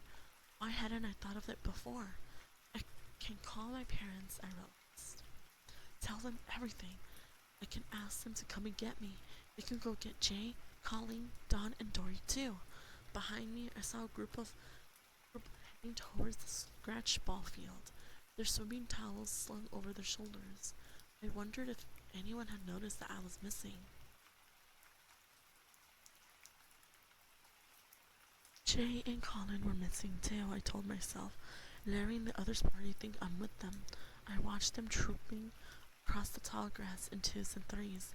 Then I turned and started jogging up the hill toward the lodge. The idea of calling home had cheered me up already. I was so eager to hear my parents' voices, so eager to tell them the strange things that were happening to me. Would they believe me? Of course they would. My parents always believed, because they trusted me. As I ran up the hill, the dark payphone came into view on the white lodge wall. I started to run at full speed. I wanted to fly to the phone. I hope Mom and Dad are home, I thought. They've got to be home. I was panting loudly as I reached the wall. I lowered my hands to my knees, crouched there for a moment, waiting to catch my breath, and then I reached up to take the receiver down. I gasped. The payphone was plastic. Just a stage prop. A phony. It was a thin sheet of molded plastic held to the wall by a nail, made to look just like a telephone. It wasn't real. It was fake. They don't want us to call out, I thought with a sudden chill. My heart thudded, my head spinning in bitter disappointment. I turned away from the wall and bumped right into Uncle Al. Dun dun dun, dun dun dun. Chapter 15.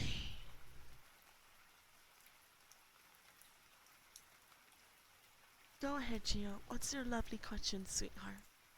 And thank you, Tara. It's okay. Don't even worry about it. Thank you so much again for the lovely hug, Aiden. You're such a sweetheart.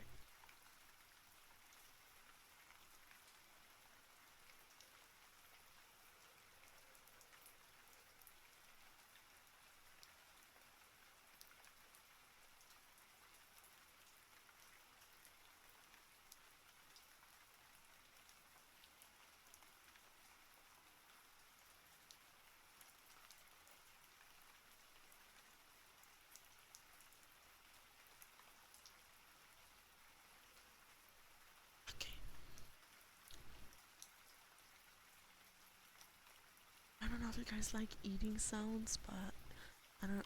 I'm just eating a banana, so don't mind me. I'm a little bit of a peckish. I'm peckish right now, so don't mind me. Billy, what are you doing here? Uncle Al asked.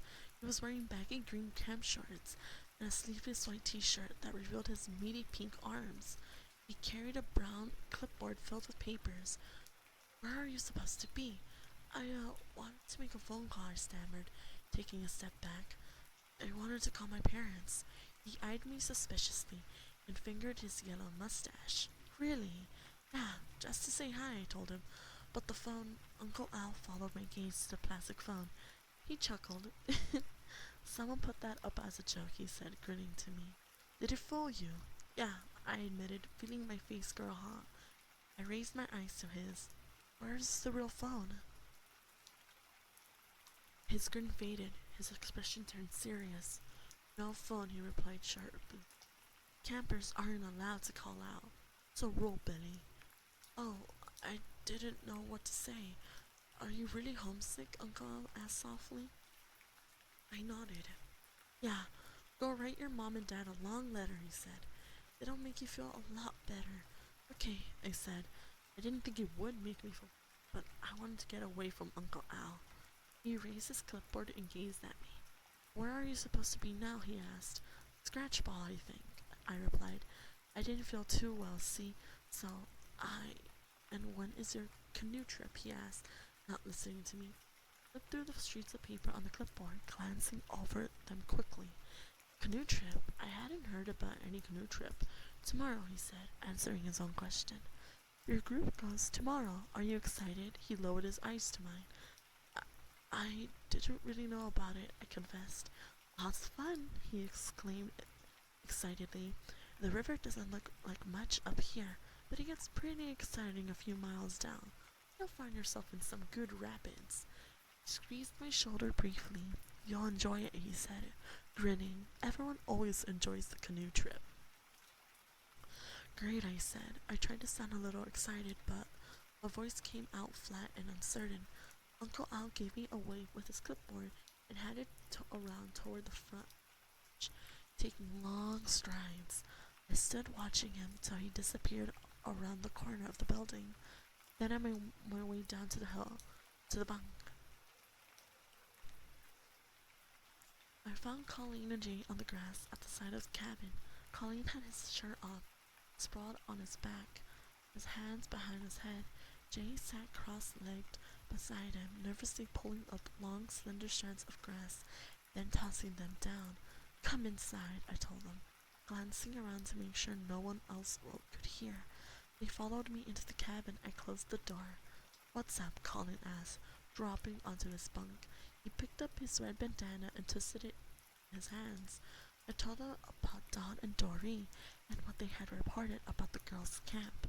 Colin and Jay both reacted with shock.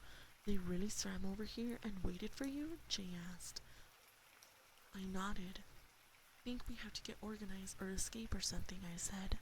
They could get in big trouble if they get caught, Jay said thoughtfully. We're all in big trouble, I told him. We have to get out. Visitor's Day is next week, Colleen murmured. I'm going to write my parents right now, I said, pulling out the case from under my bunk where I kept my paper and pens. I'm going to tell them I have to come home on Visitor's Day. I guess I will too, Jay said, tapping his fingers nervously against the bunk frame. Me too, Colleen agreed. It's just too weird here. I pulled out a couple of sheets of paper on the bed to write. Dawn and Dory were really scared, I told them. So am I, Jay admitted. I started to write my letter. I wrote, Dear Mom and Dad, help! Then stopped. I raised my eyes across the cabin to Jay and Colleen. Do you guys know about the canoe trip tomorrow? I asked. They stared back at me, their expression surprised. Wow, Colleen declared. A 3-mile hike this afternoon and a canoe trip tomorrow? It was my turn to be surprised. Hike? What hike? Aren't you coming on? Jay asked. You know, that really tall counselor. Think the one who wears the yellow cap? Colleen asked. He told Jay in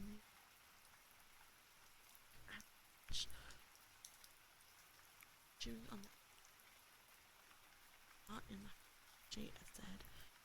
Better ask Frank at lunch. Maybe he couldn't find you. Maybe you're supposed to come too. I groaned. He wants to go on a 3-mile hike in heat? Colleen and Jane both shrugged. Frank said we'd really like it, Colleen told me, nodding and unnodding the red bandana. Just want to get out of here, I said, returning to my letter. I wrote quickly, intensely. I wanted to tell my parents all the frightening, strange things that happened. I wanted to make them see I couldn't stay at Camp Nightmare. I'd written nearly a page and a half, and I was up to the part where Jay and Roger went out to explore the forbidden bunk when Larry burst in.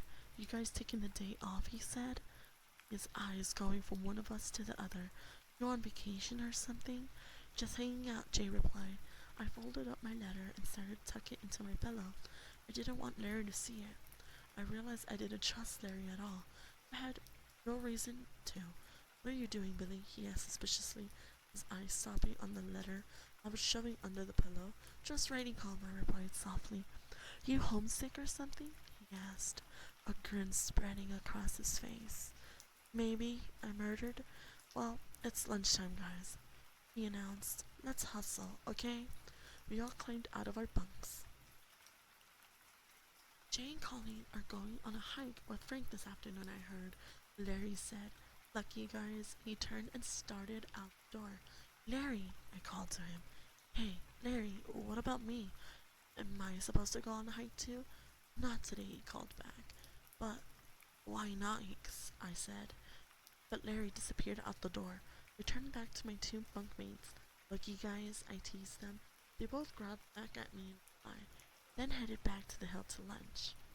Served pizza for lunch, which is usually my favorite, but today the pizza was cold and tasted like cardboard. The cheese stuck to the roof of my mouth. Sounds disgusting. Ew. Hi there, Cammy. Thank you so much for the wiggle. Love your emojis. Don't remember if we said we got the goal for it, but if we did, when is it? Oh, Gia, we did not hit the goal. It was for 100.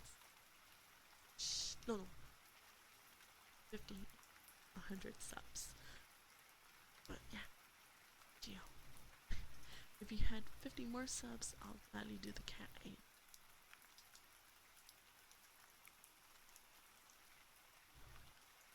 I wasn't really hungry. I kept thinking about Don and Dory. Frightened they were. How desperate. I wondered when I'd see them again. I wondered if they would swim over and hide at the boys' camp again before Visitors' Day. After lunch, Frank came by the table and picked up Jay and Colleen. I asked him if I was supposed to come too. You weren't on the list, Billy, he said, scratching at a mosquito bite on his neck. I can only take 2 at a time, you know. Tall trail gets a little dangerous. Dangerous? Jay asked. Frank grinned. Big, strong guy, he told Jay. You'll do okay. I watched Frank lead Colleen and Jay out of the mess hall. The table was empty now, except for a couple of blonde-haired guys. I didn't know who were arm wrestling down at the end of the near hall. Pushed my tray away and stood up. I wanted to go back to the bunk and finish the letter to my parents, but as I took a few steps toward the door, I felt a hand on my shoulder. I turned to see Larry grinning down at me. Tennis tournament, he said. Huh? I reacted with a surprise. Billy, you're representing Bunk 4 in the tennis tournament, Larry said. Didn't you see the lineup? It was posted on the announcements board. But I'm a terrible tennis player, I protested. We're counting on you, Larry replied. Get a racket and get your bod to the full courts.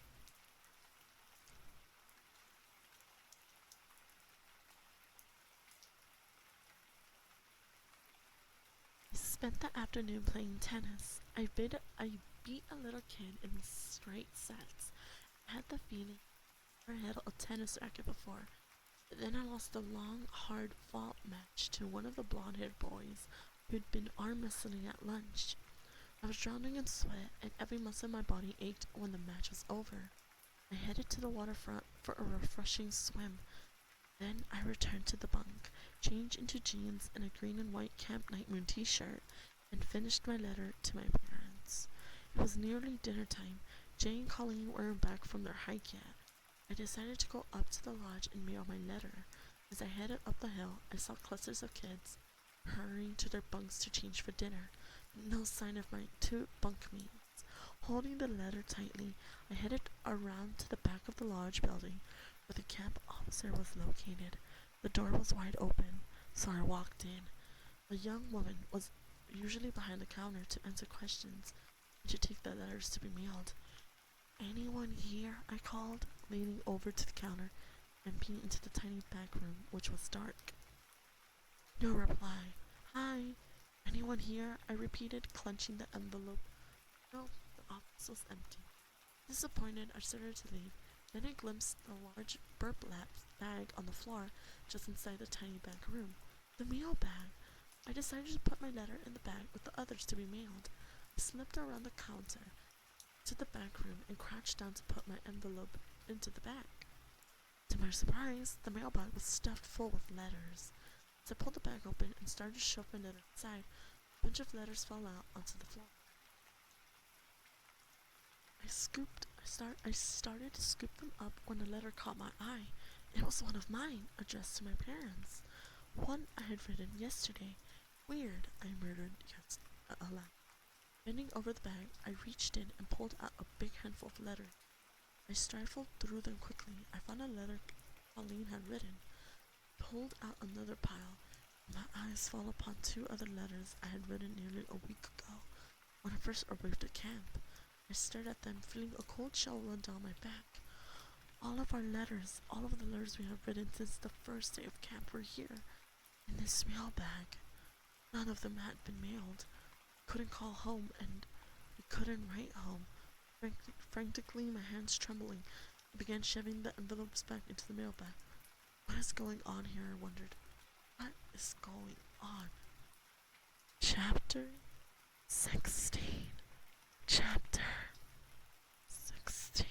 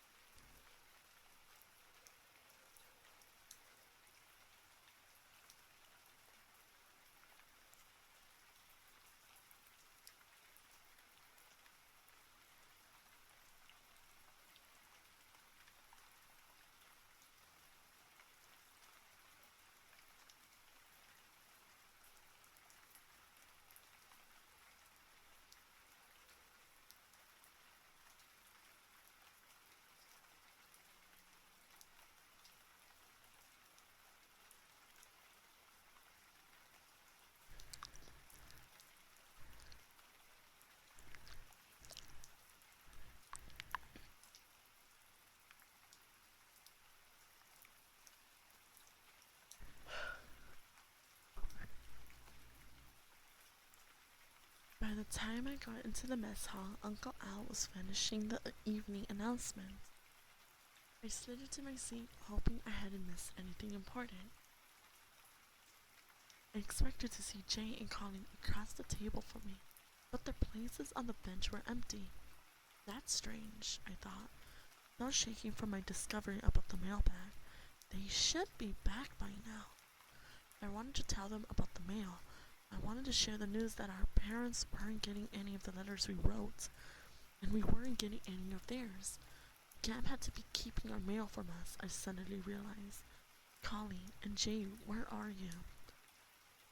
The fried chicken was greasy, and the mashed potatoes were lumpy and tasted like paste. As I forced the food down, I kept turning to glance at the mess hall door, expecting to see my two bunkmates, but they didn't show up. A heavy feeling of dread formed in my stomach. Through the mess hall window, I could see that it was already dark outside. Where could they be? A 3-mile hike and back shouldn't take this many hours. I pulled myself up and made my way to the counselor's table in the corner. Larry was having a loud argument about sports with two of the other counselors. They were shouting and gesturing with their hands. Frank's chair was empty. "Larry, did Frank get back?" I interrupted the decision. Larry turned, a startled expression on his face. Frank, he motioned to the empty chair at the table. Yes, nah. It took Jane calling on the hike, I said. Shouldn't they be back by now? Larry shrugged. Beats me. He returned to his argument, leaving me standing there,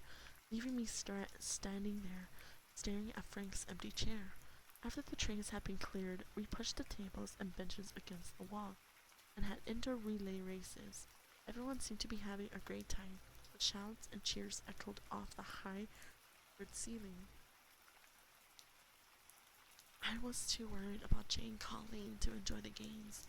Maybe they did decide to camp out over, told myself. But I had seen them leave. I knew they hadn't taken any tents, sleeping bags, or other overnight supplies. So, where were they? The games ended a little before lights out. As I followed the crowd to the door, Mary appeared beside me. We're leaving early tomorrow, I said, first thing. Huh? I didn't understand what he meant. The canoe trip. I'm the canoe counselor. I'll be taking you guys, he explained, seeing my confusion. Oh, okay, I replied without an excitement. I was worried about Jay and Colleen. I'd nearly forgotten about the canoe trip. Right after breakfast, Larry said, wear a bathing suit. Bring a change of clothes. Meet me at the rudder front. We hurried back to help the other counselors pull the tables into place. After breakfast, I murmured. I wondered if Jane and Colleen were also coming on the canoe trip. I'd forgotten to ask Larry. He headed quickly down the dark hall. The dew had already fallen, and the tall grass was slippery and wet. Halfway down, I could see the dark outline of the forbidden bunk, hunched forward as if preparing to strike. Forcing myself to look away, I jogged the rest of the way to bunk 4. To my surprise, I could see through the window. Someone was already inside. Colleen and Jay are back, I thought, eagerly. I pushed the door and burst inside. Hey, where have you guys been? I cried. I stopped short and gasped. 2 strangers stood back at me. One was sitting on the edge of Colleen's bunk, pulling off his sneakers. The other was leaning over the dressing, pulling a t-shirt from the drawers. Hi, you in here? The boy at the dresser stood up straight, eyes studying. He had very short black hair and a gold stud in one ear. I swallowed hard. Am I in the wrong bunk? Is this bunk 4? They both stared at me confused. I saw that the other boy, the one in Colleen's bunk, he also had black hair, but his was long and scraggly and fell over his forehead. Yeah, this is bunk 4, he said. I'm glad that you like it. And thank you, Sid. Welcome to the stream. And for the lovely stretch.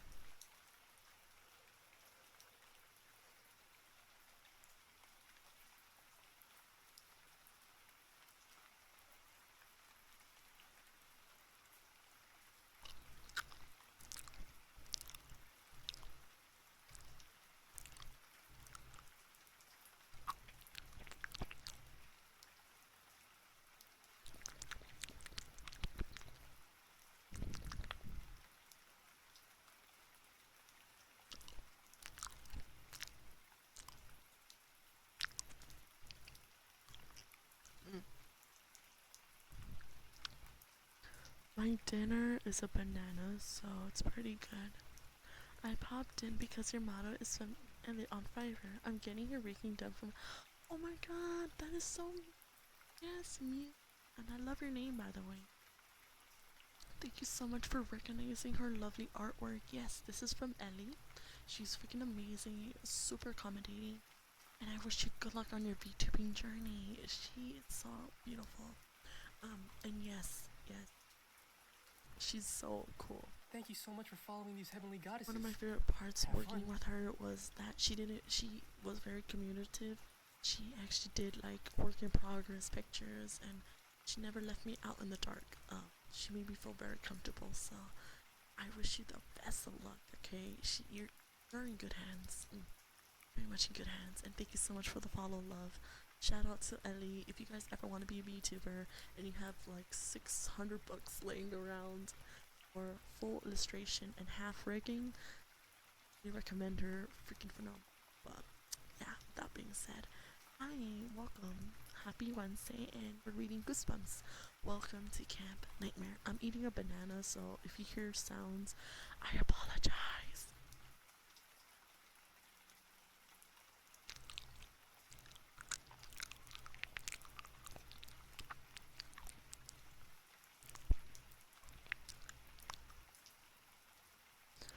Isn't that interesting? I didn't know bananas were this good.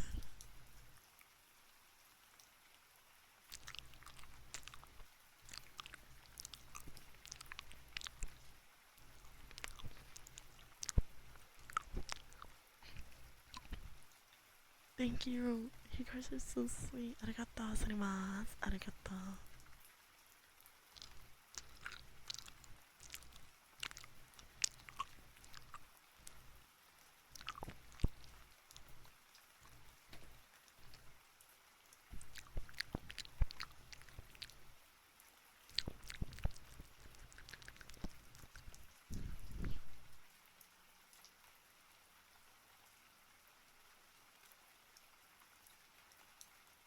Okay, now let's continue, shall we?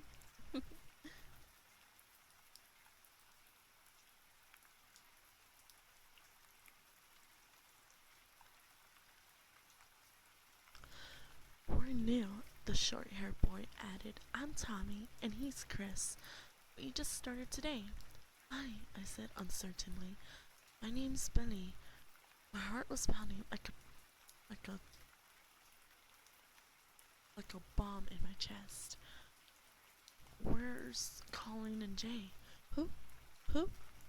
Chris asked. They told us this bunk was mostly empty. Well, Colleen and Jay and I started.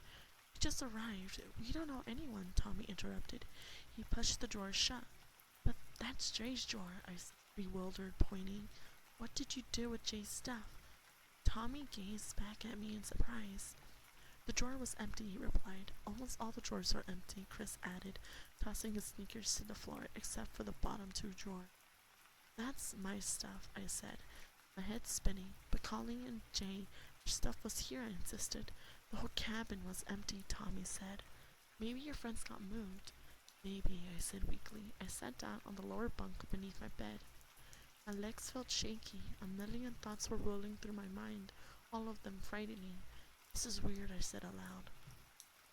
It's not a bad bunk, Chris said, pulling down his blanket and settling in. Kind of cozy. Staying at camp? Tommy asked, pulling on an oversized white t-shirt. All summer? No, I exclaimed with a shudder. I'm not staying, I stuttered. I mean, I mean, I'm leaving.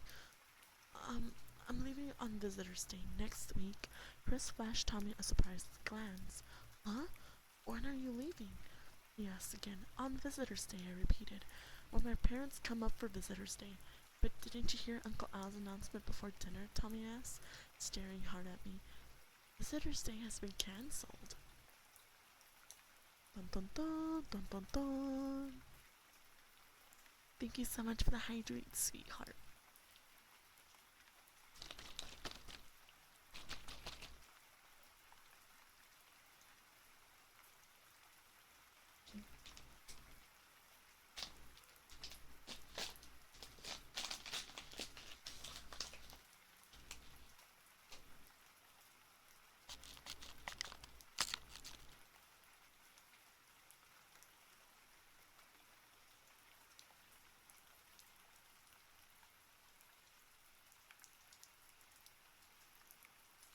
Chapter 17. Chapter 17. Chapter 17.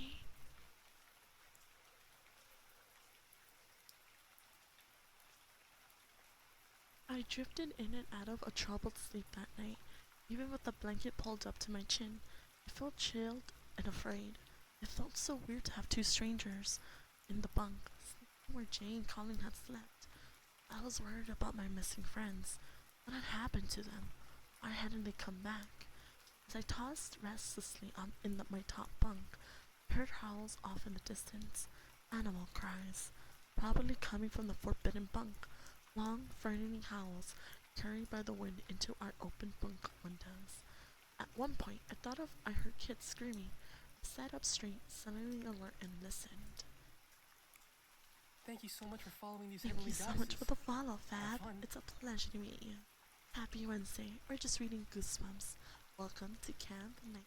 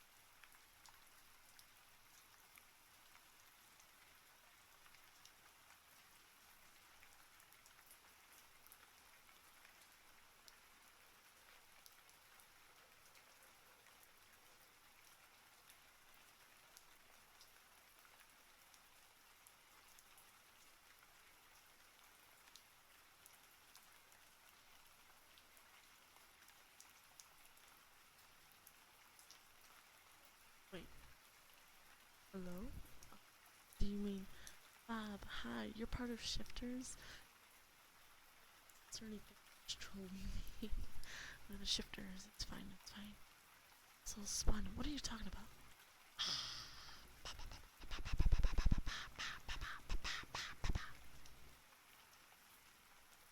Let's continue, shall we?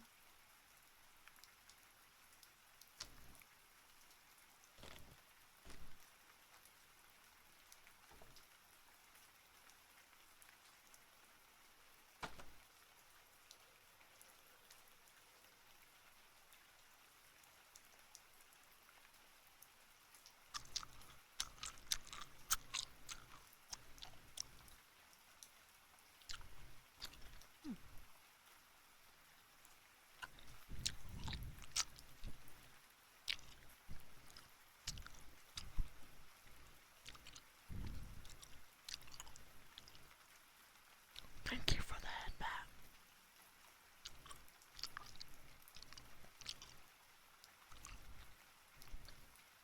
Gummies. I'm eating a gummy because I need sugar in my life. Okay.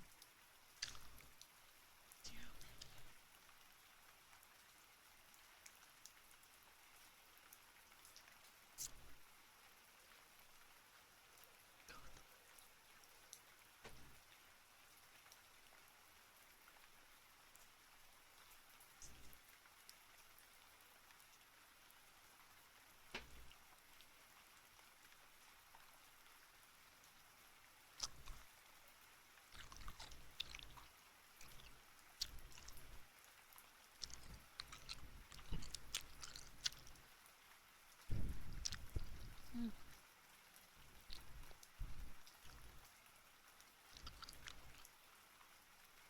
These gummy sharks are not that bad. They're like miniature versions. I'm eating you, bruh.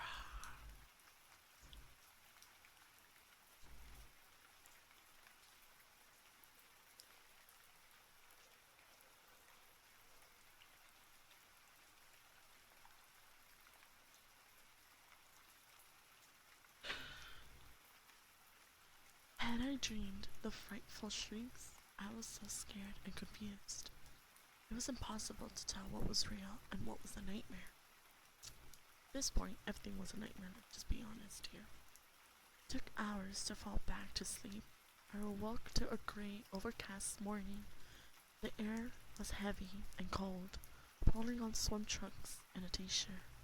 I raced to the lodge to find Mary. I had to find out what had happened to Jane Colleen. Thank you so much for I following these searched heavenly everywhere goddesses. for him without Have fun. success. Thank you so much for the follow. Cider, it's a pleasure to meet you. Happy Wednesday. Kidding me, huh? Normally, I'd be more concerned to such a thing. But if it's you, I think I could come to be cool with that, Arty. Sweetheart, never you. Never ever gonna be you.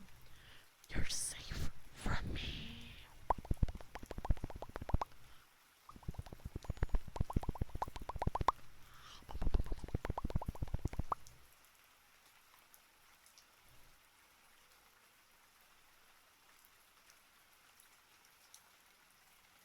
Larry wasn't at breakfast. None of the other counselors admitted to knowing anything. Frank, the counselor who had taken my two friends on a hike, was also not there. I finally found Larry at the waterfront preparing a long metal canoe for our river trip.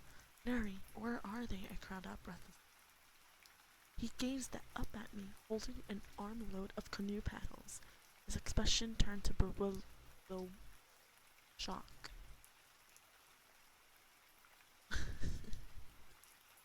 Huh? Chris and Tommy? They'll be here soon. No, I cried, grabbing his arm. Jay and Colleen. Where are they? What happened to them, Larry? You've got to tell me. I gripped his arm tightly. I was gasped for breath. I could feel the blood pulsing at my temples. You've got to tell me, I repeated surely.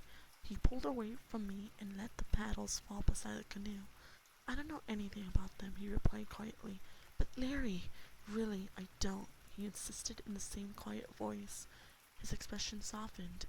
He placed a hand on my trembling shoulder. Tell you what, Billy, he hard into my eyes. I'll ask Uncle Al about it after our trip, okay? I'll find out for you when we get back. I stared back at him, trying to decide if he was being honest. I couldn't tell. His eyes were as calm and cool as marbles. He leaned forward and pushed the canoe into the shallow river water. Here, take one of those life preservers, he said, pointing to a pile of blue rubber vests behind. Strap it on, then get in. I did as he instructed. I saw that I had no choice. Chris and Tommy came running up to us a few seconds later. They obediently followed Larry's instructions and strapped on the life preserver vests. A few minutes later, the four of us were seated cross-legged inside the long, slender canoe, drifting slowly away from the shore. The sky was still charcoal gray, the sun hidden behind hovering dark clouds. The canoe bumped over the choppy river water. The current was stronger than I realized. It began to pick up speed. The low trees and shrubs along the riverbank slid past rapidly. Sat facing us in the front of the canoe, demonstrated how to paddle as the river carried us away. He watched carefully, a tight frown on his face as the three of us struggled to pick up the rhythm he was showing us. Then we finally seemed to catch on. Larry grinned and carefully turned around, gripping the sides of the canoe as he shifted his position. The sun is trying to come out, he said, his voice muffled in the strong breeze over the rippling water. I glanced up. The sky looked darker than before. He stayed with his back to us, facing forward, allowing three of us to do the paddling. I had never paddled a canoe before. It was harder than I had imagined, but as I fell into the rhythm of it with Tommy and Chris, I began to enjoy it. Dark water smacked against the prow of the canoe, sending up splashes of white froth. The current grew stronger, and we picked up speed. The air was still cold, but the steady work of rowing warmed me. After a while, I realized I was sweating. We rode past tangles of yellow and gray trunk trees. The river suddenly divided in two. We shifted our paddles to take the left branch. Larry began paddling again, working to keep us off the tall rocks that jolted between the river branches. The canoe bobbed up and slapped down. The cold water poured over the sides. The sky darkened even more. I wondered if it was about to storm. As the river widened, the current grew rapid and strong. I realized we didn't really need to paddle. The river was doing most of the work. The river sloped down, wide swirls of frothing white water. The canoe leaped and bounced. Here come the rapids, Larry shouted, cupping his hands around his mouth. so we could hear him. Hang on, it gets pretty wild. I felt a terror of fear as a wave of icy water splashed over me. The canoe rose up on a shelf of white water, then hit hard as it landed. I could hear Tommy and Chris laughing excitedly behind me. Another icy wave rolled over the canoe, startling me. I cried out and nearly let go of my paddle. Tommy and Chris laughed. I took a deep breath and held on tightly to the paddle, struggling to keep up the rhythm. Hey, look! Larry cried suddenly. To my astonishment, he climbed to his feet. He leaned forward, pointing to the swirling white water. Look at those fish! As he leaned down, the canoe was jarred by a powerful rush of current. The canoe spun to the right. I saw the startled look on Larry's face as he lost his balance. His arms shot forward, and he plunged headfirst into the tossing waters. No! I screamed. I glanced back at Tommy and Chris, who had spotted, who stopped paddling and were staring into the swirling, murky waters, expressions frozen in open-mouthed horror. Larry! Larry! I screamed the name over and over without realizing it. The canoe continued to slide rapidly down the churning waters. Larry didn't come up. Larry! Behind me, Tommy and Chris also called out his name, their voices shrill and frightened. Where was he? Why didn't he swim to the surface? The canoe was drifting further and further downriver. Larry! Larry! We have to stop, I screamed. We have to slow down. We can't, Chris shouted back. We don't know how. Still no sign of Larry. I realized he must be in trouble. Without thinking, I tossed my paddle into the river, climbed to my feet, and plunged into the murky, swirling waters to save him. Dun dun dun.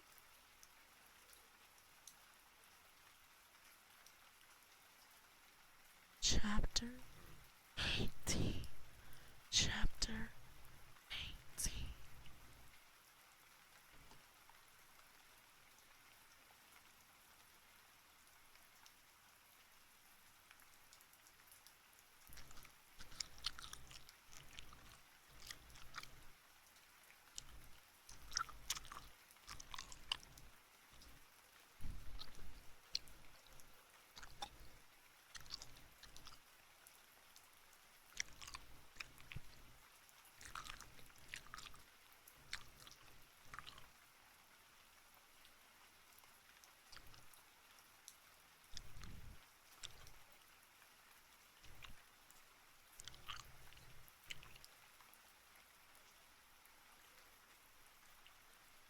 These are really good gummies. They're really good. Wow. I love that. Oh wow. Those are delicious. Okay.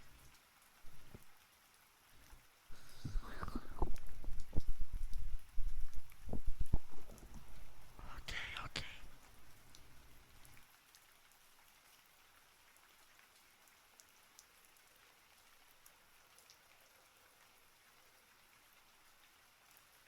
I jumped without thinking and swallowed a mouthful of water as I went down. My heart thudded in my chest as I struggled frantically to the surface. Sputtering and choking, gasping in a deep breath, I lowered my head and tried to swim against the current. My sinkers felt as if they weighed 1,000 pounds. I realized I should have pulled them off before I jumped. The water heaved and tossed. I moved my arms in long, desperate strokes, pulling myself toward the spot where Larry had fallen. Glancing back, I saw the canoe, a dark blur growing smaller and smaller. Wait! I wanted to shout to Tommy and Chris, wait for me to get Larry. But I knew that they didn't know how to slow the canoe. They were helpless as the current carried them away. Where was Larry?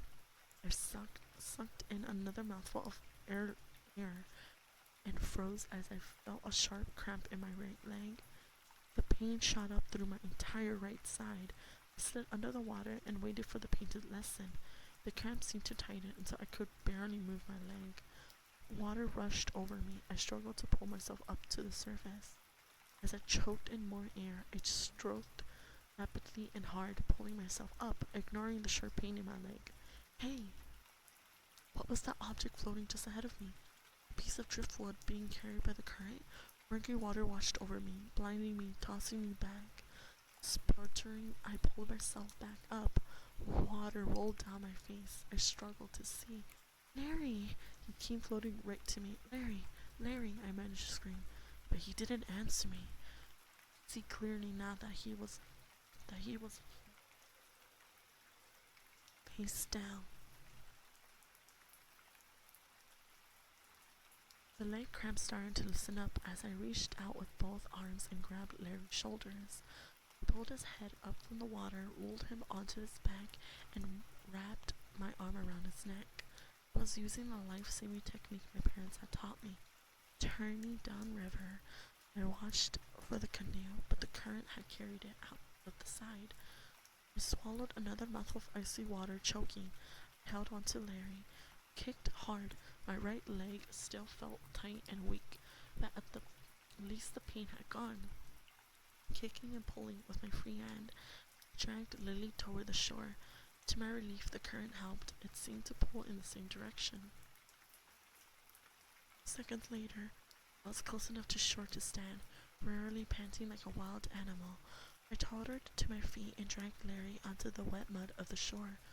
Was he dead? Had he drowned before I reached him? I stretched him out on his back, and still panting loudly, struggling to catch my breath and to stop my entire body from trembling, leaned over him, and he opened his eyes. He stared up at me blankly, as if he didn't recognize me.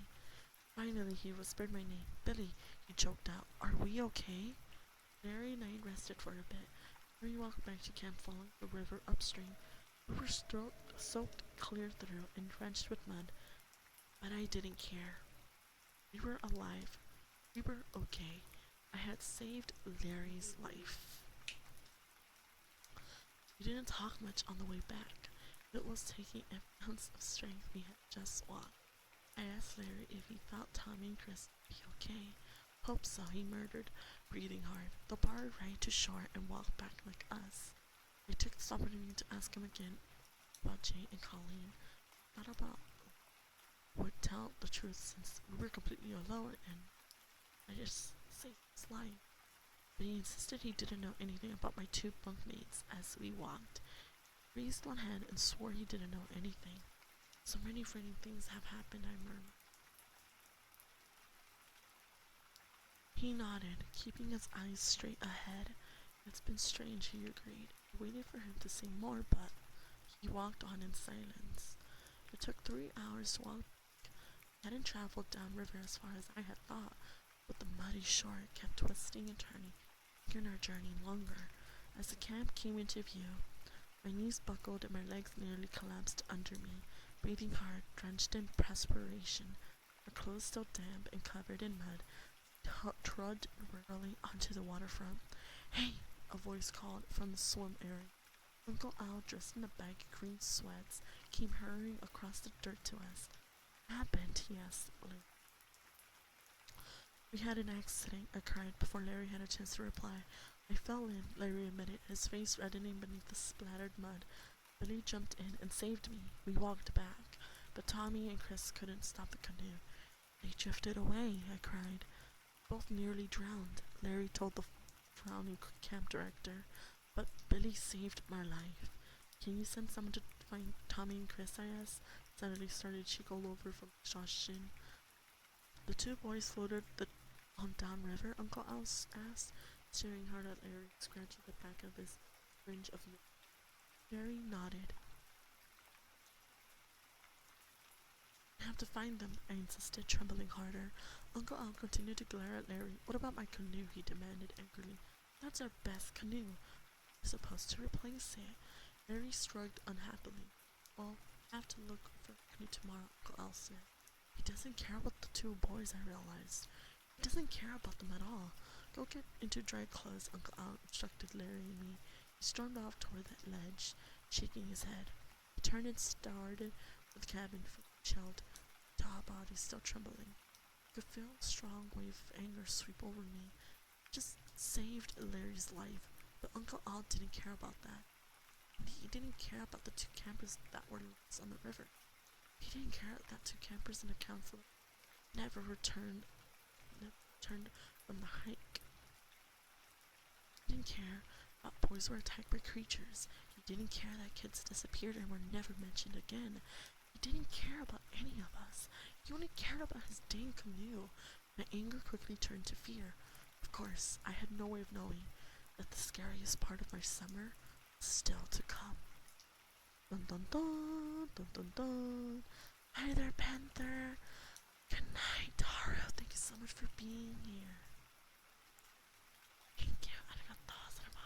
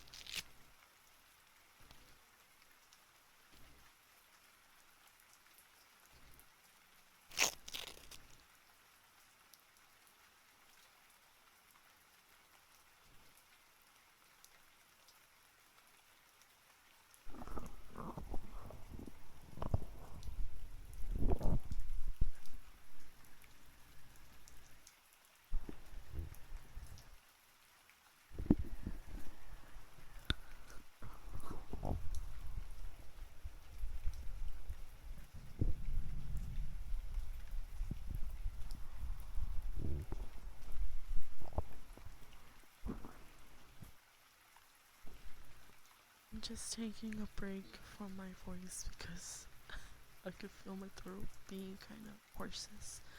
Hurry, hold on, give me a minute.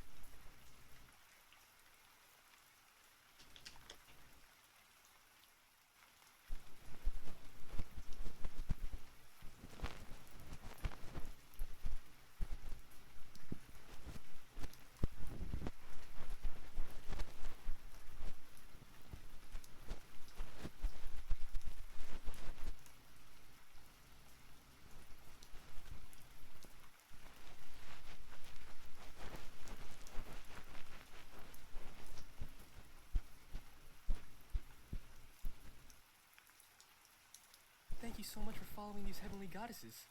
Have fun. Thank you so much for the follow, Debbie. It's a pleasure to meet you. Happy Wednesday. Arigatou gozaimasu.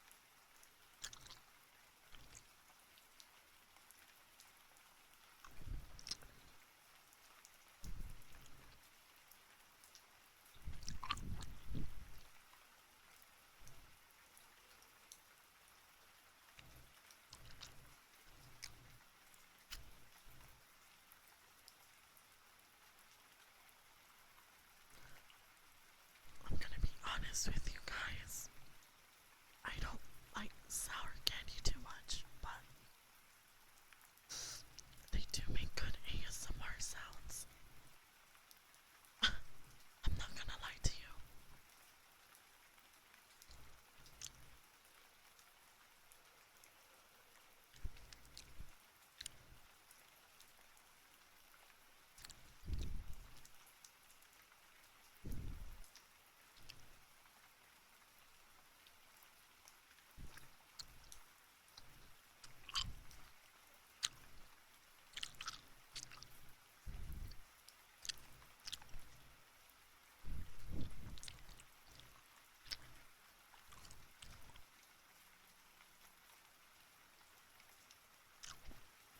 I rate this candy.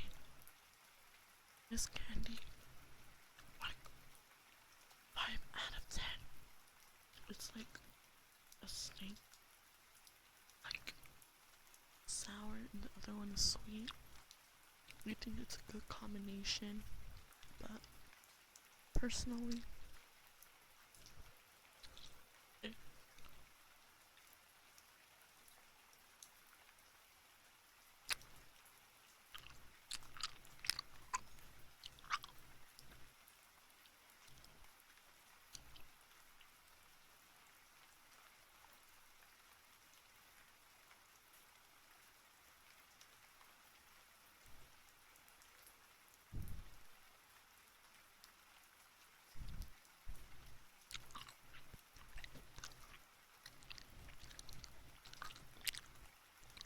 mm. Oh, this is good. Okay.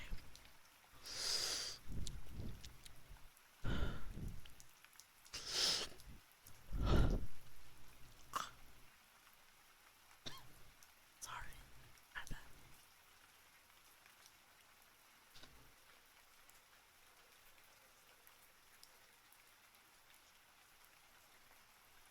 Thank you so much for the hug. Aiden, you're such a sweetheart. Thank you, homie. Arigatou gozaimasu. Okay, let's continue. I think my voice is better now.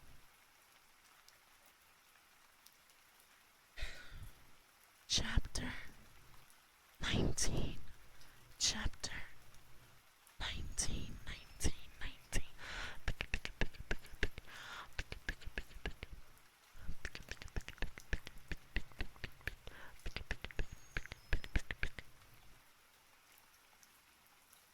I was all alone in the bunk that night. I pulled an extra blanket onto my bed into a tight ball beneath the covers. I wondered if I'd been able to sleep or if I'm frightened. Angry thoughts would keep me tossing and turning for another night. But I was very weary and exhausted. Even the eerie mouth howls from the forbidden bunk couldn't keep me awake. I fell into deep blackness and didn't wake up until I felt someone shaking my shoulders. Startled, I sat straight up. Larry, I cried, my voice still clogged with sleep. What's happening? I squinted across the room. Larry's bed was rumpled, the blanket balled up at the end.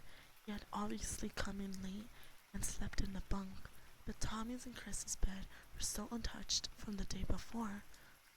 Special hike, Larry said, walking over to his bunk. Hurry, get dressed. Huh? I stretched and yawned. Outside the window, it was still gray. The sun hadn't risen. What kind of hike? Uncle Al called a special hike, Larry replied, his back to me. He grabbed the sheet and started to make his bed. With a groan, I lowered myself to the cabin floor. It felt cold beneath my bare feet. Don't we get to rest? I mean, after what happened yesterday? I glanced once again at Tommy's and Chris' unused beds. It's not just us, Larry replied, smoothing the sheet. It's the whole camp. Everyone's going. Uncle Al is leading it. Pulled on a pair of jeans, stumbling across the cabin with one leg in. A sudden feeling of dread fell over me. It wasn't scheduled, I said darkly. Is Uncle Al taking us? Larry didn't reply. Where? I repeated surely. He pretended he didn't hear me. Tommy and Christy didn't come back, I asked glumly, pulling on my sneakers. Luckily, I had bought 2 pairs. My shoes from yesterday sat in the corner, still soaked through and mud covered. They'll turn up, Larry replied finally. But he didn't sound as if he did. Finished getting dressed, then ran up the hill to get breakfast. It was warm, gray morning.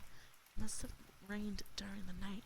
The tall grass glistened wetly, yawning and blinking against the harsh green light. Campers headed quietly up the hill. I saw that most of them had the same confused expression I had. Why were we going on this unscheduled hike so early in the morning? How long was it going to be? Where were we going? I hoped that Uncle Al or one of the counselors would explain everything to us at breakfast, but none of them appeared in the mess hall. We ate quietly, without the usual joking around. I found myself thinking about the terrifying canoe trip yesterday. I could almost taste the brackish water again. I saw Larry coming toward me, face down, floating on the churning water like a clump of seaweed. I pictured myself trying to get to him, struggling to swim, struggling to go against the current, to keep afloat in the swirls of white water, and I saw a blur of the canoe as a strong river current carried it out of sight. Suddenly, Dawn and Dory burst into my thoughts. I wondered if they were okay. I wondered if they were going to try to meet me again. Breakfast was French toast with syrup. It was usually my favorite, but this morning I just poked at it with my fork. Line up outside, a counselor cried from the doorway. Chairs scraped loudly. We all obediently climbed at our feet and began making our way outside. Where are they taking us? Why doesn't anyone tell us what this is about? The sky had brightened to pink, but the sun hadn't risen over the horizon. We formed a single line along the side wall of the lodge. It's near the end of the line, toward the bottom of the hill. Some kids were crackling jokes and playfully shoving each other, but most were standing quietly or leaning against the wall, waiting to see what was going to happen. Once the line was formed, once the counselor walked the length of it, pointing his finger and moving his lips in concentration. As he counted us twice to make sure he had the right number. Hi there, Zephyr, and hello there, Darkness. It's a pleasure to see you guys. Thank you so much for being here, and thank you for booping my sleep. Boop, boop, boop, boop, boop, boop, boop. Thank you so much for being here. We're just reading Goosebumps, chapter 19, Camp Here.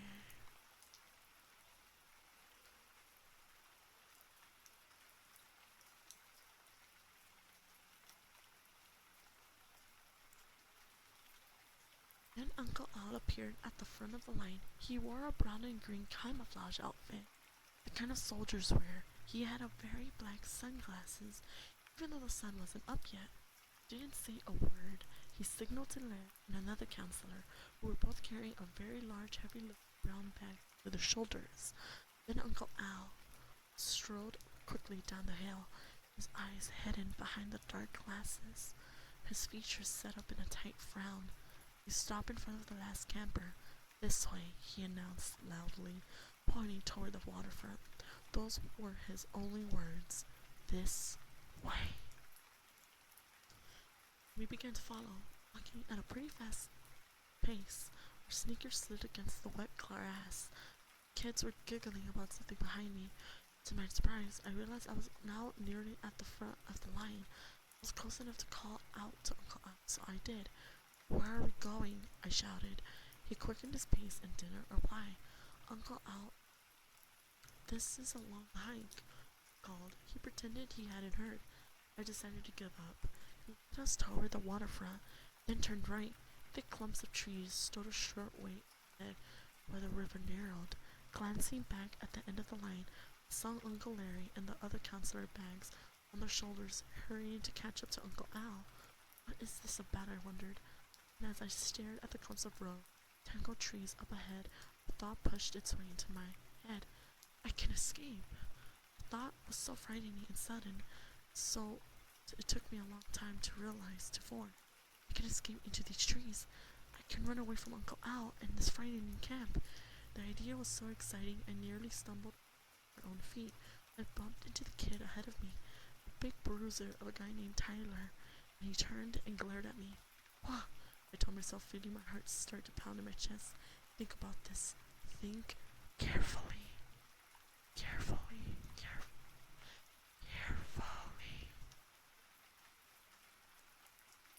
I kept my eyes locked on the woods. As we drew closer, I could see that the thick trees, so close together that their branches were all intertwined, seemed to stretch on forever. They'd never find me in there, I told myself. It would be really easy to hide in those woods. But then what? I couldn't stay in the woods forever. But then what? Staring at the trees, I forced myself to concentrate, forced myself to think clearly. To follow the river. Yeah, stay on the shore. Follow the river. It was bound to come to town eventually. It had to come to town. I walked to the first town, then I called my parents. I can do it, I thought. So excited I could barely stay in line. I just have to run, make a dash for it, when no one is looking, into the woods. Into the woods. We're at the edge of the trees now. The sun had pulled itself up, brightening the rose-colored morning sky. I stood in the shadows of the trees. I can do it, I told myself. Soon. My heart thundered loudly, sweating even though the air was still cold. Calm down, Billy, I warned myself. Just calm down. Calm down.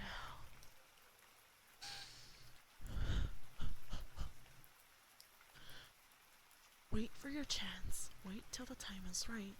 Then leave Camp Nightmare behind. Standing in the shade, I studied the trees. I spotted a narrow path into the woods. I tried to calculate how long it would take me to reach the path. Probably 10 seconds at most. Then in another 5 seconds, I'd probably be into the protection of the woods. I can do it, I thought. I can be gone in less than 10 seconds. I took a deep breath.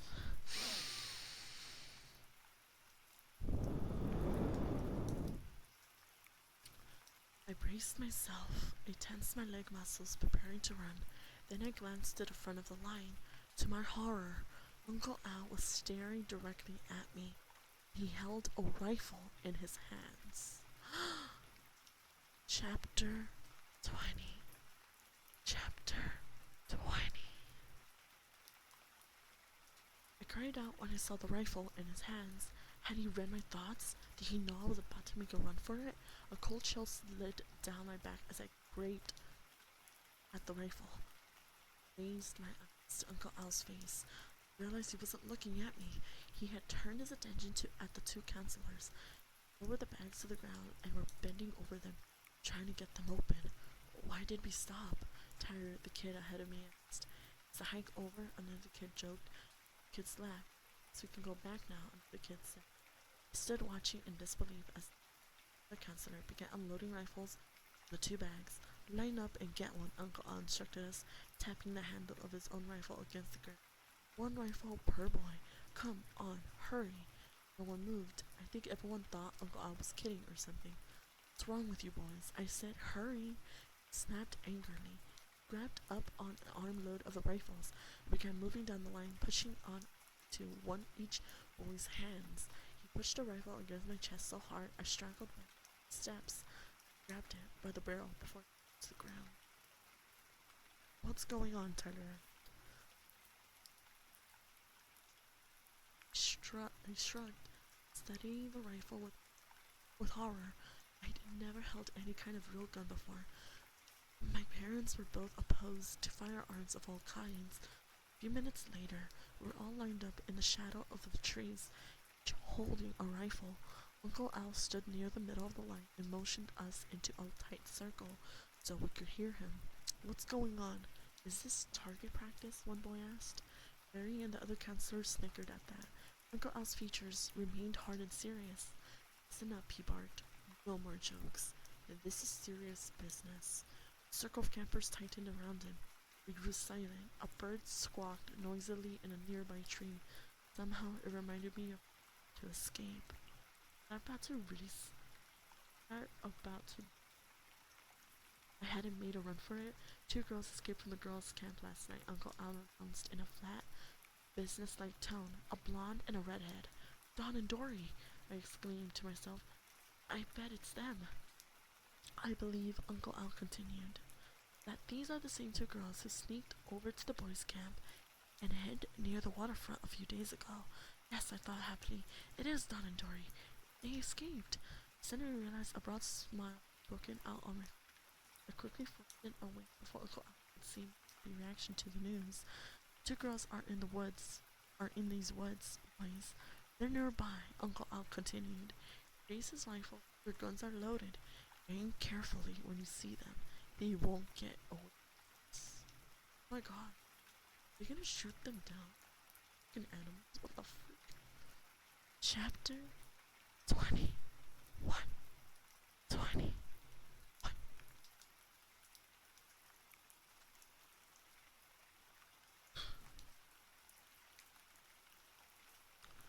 Huh? I gasped in disbelief. You mean we're supposed to shoot them? I glanced around the circle of campers. Looked as dazed and confused as I did. Yeah, you're supposed to shoot them, Uncle Al replied coldly.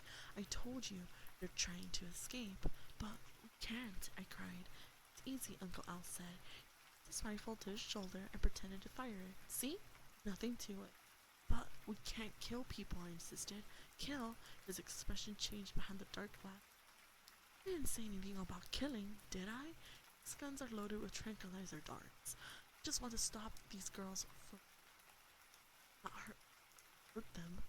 Uncle Al took 2 steps toward me, rifle still in his hands. He stood over me menacingly, lowering his face close to mine. You got a problem with that, Billy? He demanded. He was challenging me. I saw the other boys back away. The woods grew silent. Even the birds stopped squawking. You got a problem with that? Uncle Al repeated, his face so close to mine I could smell his sour breath. Terrified, I took a step back, then another. Why was he doing this to me? Why was he challenging me like this? I took a deep breath and held it. Then I screamed as loudly as I could. I won't do it. Without completely realizing what I was doing, I raised the rifle to my shoulder and aimed the barrel at Uncle Al's chest. You're gonna be sorry, Uncle Al growled in a low voice. He tore off the sunglasses and heaved them into the woods. Then he lowered his eyes fiercely at me. Drop the rifle, Billy. I'm gonna make you sorry. No, I told him, standing my ground. You're not. Camp is over. You're not going to do anything. My legs were trembling so hard I could barely stand. But I wasn't going to go hunt Dawn and Dory. I wasn't going to do anything else, Al said, ever. Give me the rifle, Billy, he said in low, menacing voice. He reached out a hand toward my gun. Hand it over, boy. No, I cried. Hand it over now, he ordered, burning into mine. Now. No, I cried. He blinked once, twice. Then he leaped at me. Took a step back with the rifle aimed at Uncle Al, pulled the trigger.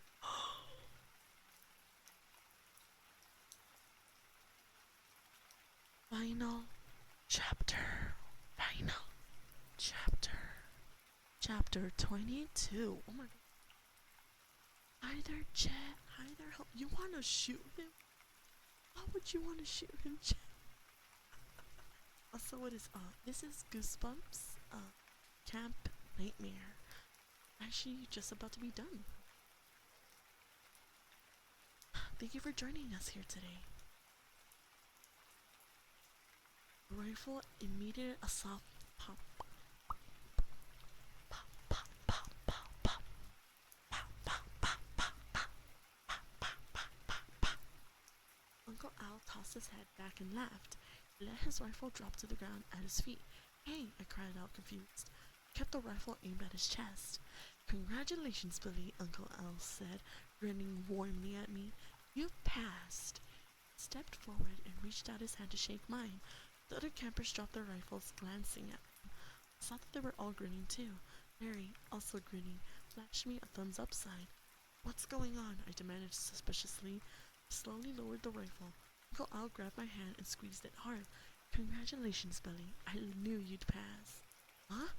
I don't understand, I screamed, totally frustrated. But instead of explaining anything to me, Uncle Al turned to the trees and shouted, Okay, everyone, it's over. He passed. Come on and congratulate him. And as I stared in disbelief, my wide open mouth hanging down around my knees, people began stepping up from the trees. First came Dawn. Dory, you were hiding in the woods, I cried. They laughed in response. Congratulations, Dawn cried. Then others came out, grinning and congratulating me. I screamed when I recognized Mike. He was okay. Mike's okay. Jay and Roger calmly stepped out of the woods, followed by Tommy and Chris, all smiling, happy, and okay. But what's going on here? I stammered. I was totally stunned. Dizzy. Didn't get it. I really didn't get it. Then my mom and dad stepped out from the trees. Mom rushed up and gave me a hug. Dad patted the top of my head. I knew you'd pass, Billy. I could see happy tears in his eyes. Finally, I couldn't take it anymore. I pushed Mom gently away. Past what? I did. What is this? What's going on?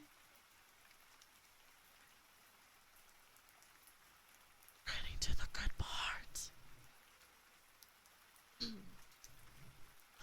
Uncle Al put his arm around my shoulders and guided me away from the group of campers. Mom and Dad followed close behind. This isn't really a summer camp, Uncle Al explained. Still grinning at me, his face bright pink. It's a government testing lab. Favorite person in the world. I swallowed hard. Oh my gosh, hi! Holy Thank you so much for smokes! following these heavenly goddesses. Hi, hello Have there! fun. It's a pleasure to meet you. Thank you so much for all the follows. Thank you so much You for got following this. these heavenly goddesses. Oh my god, Have fun. guys, oh my god, so many people following. Hi Luna, Thank you it's so much for it's a following these pleasure to heavenly see you. How goddesses. was your stream, Have fun. homie? Thank you so much for following these heavenly goddesses. Have fun. Hi everyone, it's a pleasure to meet you. Thank you so much Please for follow following these heavenly Luna. goddesses. Luna's freaking amazing. Have I love fun. her energy, and she makes amazing ASMR content. Thank you so much for She's following these actually one heavenly of my goddesses. inspirations. Have fun. Yeah, we're reading Goosebumps Camp Night. It was good. Thank you How so are much for you? following I'm these heavenly doing so goddesses. phenomenal. Have fun. I'm actually trying to stream for as long as I can, and I'm Thank you about so to much be for following 3 these heavenly hours in. goddesses. It's pretty awesome. Have fun. But what kind of ASMR did you do, Luna? Thank you for Thank sharing you so your much love for to following community. these heavenly goddesses. And Have fun. thank you for calling me cute. Yes, shout out to Thank you so much for following these both heavenly Rigger and goddesses. she's freaking amazing. Have fun. Mommy, oh, I'm not mommy. Thank you so much I'm for not mom. following I'm these a heavenly homie goddesses. VTuber, but the Have mommy fun. is Luna. Luna. Thank you so An much for absolute following these sweetheart. heavenly Arigato goddesses. gozaimasu. Have Gonna fun. make me cry. Thank you so much for following these Thank heavenly you so goddesses. much. Have fun. Okay, I could be. We're actually about to finish this book. Book we're reading. Welcome. Or the part where the protagonist is confused. And we're basically finding this is not a camp, it's actually a government. Thank you so Adorable. much for following these heavenly goddesses. Have fun. For the fun. Read. Make sure you pamper yourself. Absolute sweetheart. Well, trying not to scream right now. But yeah. Thank you so much for following these heavenly goddesses. Have fun. Ooga booga month. You yes. I'm not a cutie. Stop pressing me up. I'm not listener. So much for the sub, B-man. Arigato. The motto is like a I am the righteous hand of God. with I am the devil that you forgot. cutie, guys. Support Luna, okay? Luna, okay? Low key, she's the real. Somewhere can be freaking amazing. Try ASMR. Do it. I didn't think I was gonna ASMR, but here we are. So Luna had an amazing stream. Sometimes I look in streams. I'm gonna walk out. We have so much. Do you like K-pop? I like.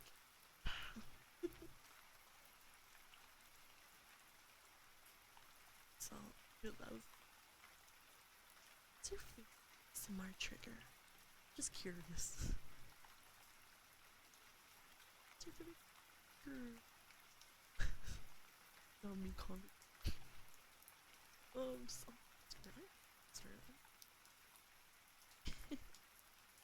Things that are. Do your after stream rituals. So much fun. Again, please follow. Haven't already. Let me shout you out one more time because I want the people to know just how amazing you are.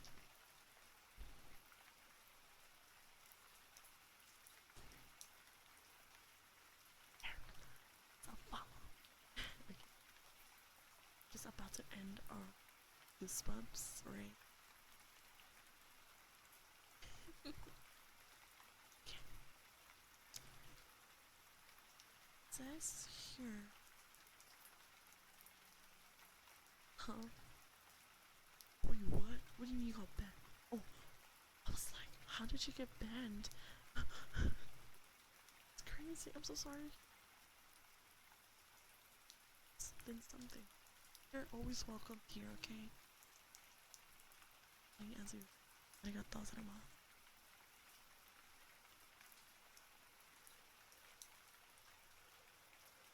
No, your parents are scientists, Billy, Uncle Al continued. Well, to leave on a very important expedition. This time they wanted to take you along with them. How come you didn't tell me? I asked my parents. We couldn't, Mom exclaimed. According to government rules, Billy, Uncle Al continued, children aren't allowed to go on official expeditions unless they pass certain tests. That's what you've been doing here. You've been taking tests. Tests? To see what? I demanded, still dazed. Well, we wanted to see if you could obey orders, Uncle Al explained. You passed. When you refused to go to the forbidden bunk, he held up 2 fingers. Second, we had to test your bravery. Demonstrated that by rescuing Larry. He held up a 3rd finger. Third, we had to see if you knew when not to follow orders. You passed that test by refusing to hunt for Don and Dory. And everyone was in on it, I asked. All the campers? The counselors? Everyone? We're all actors? Damn, that's crazy. 3 fingers better than 3. Tapping is your feet. I love tapping. Cleaning.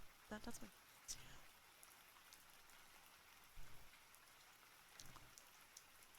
Uncle Al nodded. They Thank all you so work much for here following these at the heavenly testing goddesses. lab. His Have expression fun. turned serious. See, Billy, your parents want to take you to a very dangerous place. Perhaps the most dangerous place in the known universe. So, I had to make sure you can handle it. Thank you so much for the follow, the doctor. Happy Wednesday. Happy Wednesday forever. Oh, hi. You're perfectly. Just Taku. Homie, you're doing phenomenal. You're not at all distracted. I love to talk to you guys. Don't even. You're always welcome. The most dangerous place in the universe? Where? I asked my Thank parents. you so much for following these Where are heavenly you goddesses. taking me? Have It's a very fun. strange planet called Earth. So he's going to a dangerous planet called Earth. Guys, that's where we live. Thank you so much for the follow, Blank. Happy Wednesday. By the way, just want to say good night, sweet dreams. Be ahead of you. Thank you so much. You didn't have to follow me, but just know danger. Jet, you and this is society. Dad replied, glancing at Mom. It's very far from here, but it could be exciting. The inhabitants there are weird and unpredictable, and no one has ever studied them. Laughing, I stepped between my mom and Dad and put my arms around them. Earth? It sounds pretty weird, but it could never be as dangerous. Or exciting as Camp Night Moon, I exclaimed. We'll see, Mom replied quietly. We'll see. Dun, dun, dun, dun, dun. And then the Goosebumps theme song. Dun, dun, dun, dun. I just like to chat and try to make sure streamers also enjoy them. Demon, it's such a sweetheart. That's a wholesome end. And hey, you're doing a phenomenal job. I'll tell you that. Thank you. I feel so in joyful. Thank you. This was actually an Easter egg that my mod Taru did of like a fan art, and in that fan art, there was like a moon anklet. So I was like, you know what? I'm gonna put in my cat ears. So my cat ears. I'm also cosplaying as a cat vampire, so do not mind that. Cat ears. Thank you so much for Thank you following so these much for heavenly the follow, goddesses. Maki. It's a Have fun. pleasure to meet you. Day ahead of you are a freaking gift. Forget that. Okay, so finished Goosebumps. Welcome to Camp Night. I'll be honest, chat. I didn't know I was gonna finish it, but why not? Why not? Artemis, goddess of the hunt, is going through a phase right now where she dresses in Hades. I am not Hunt. I am the goddess of the. Arigato. Hiya, hiya. Pleasure to meet your acquaintance. Thank you so much for stopping by, giving me such an awesome. I could tell I love you. I very much enjoy your energy.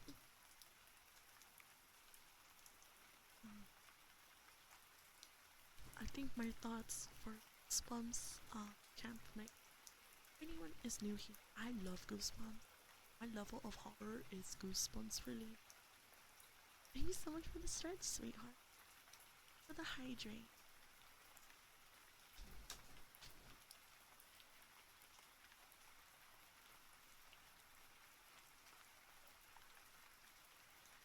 Love Goosebumps. Goosebumps is like one of my favorite shows. They kind of reboot it because technology advanced. So much for the care package. I freaking do appreciate. I love. Thank you, arigato. Sometimes I forget to hydrate. I'm not gonna lie, or stretch. Just realize. Or you. I know, isn't it? It's Goosebumps. Who are hunter or hunted? You guys are actually neither. You guys are my homies. I am not a huntress. I am the goddess of the Artemis and demon. But I'm an anti-hero. Not a hero. I'm not a villain. I'm an anti-hero. Read Goosebumps, and I plan to read more Goosebumps. I support you too, Taku. You're such a sweetheart. My favorite part of my model has got to be my eyes or when I smile. Okay, demon, look. I just love the way I smile. It's so cute. Thank you so much for following these heavenly goddesses. Thank you so much for the follow. fun. Second love. Happy Wednesday to you. Thank you so much for stopping by, and I hope you're having a fantastic day. Good night. We're the bodies in the groups. No, Jet. Calm down.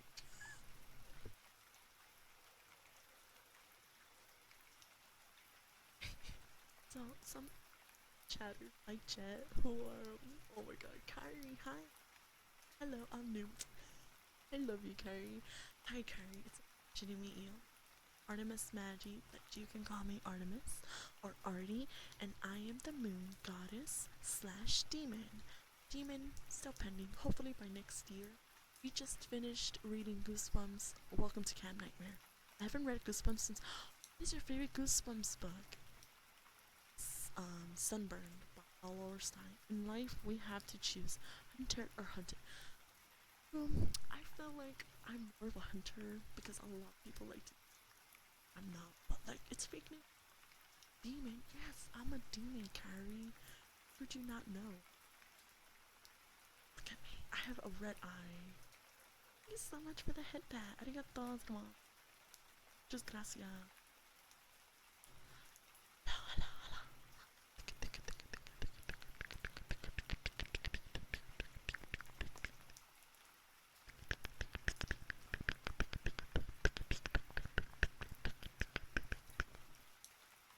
But yes, do expect more Spump stories to be read. There's a book. I love. Thank you, Will. I'm glad I like that. Here, this is for you, Will. Willis Prime. Hopefully I said your name right.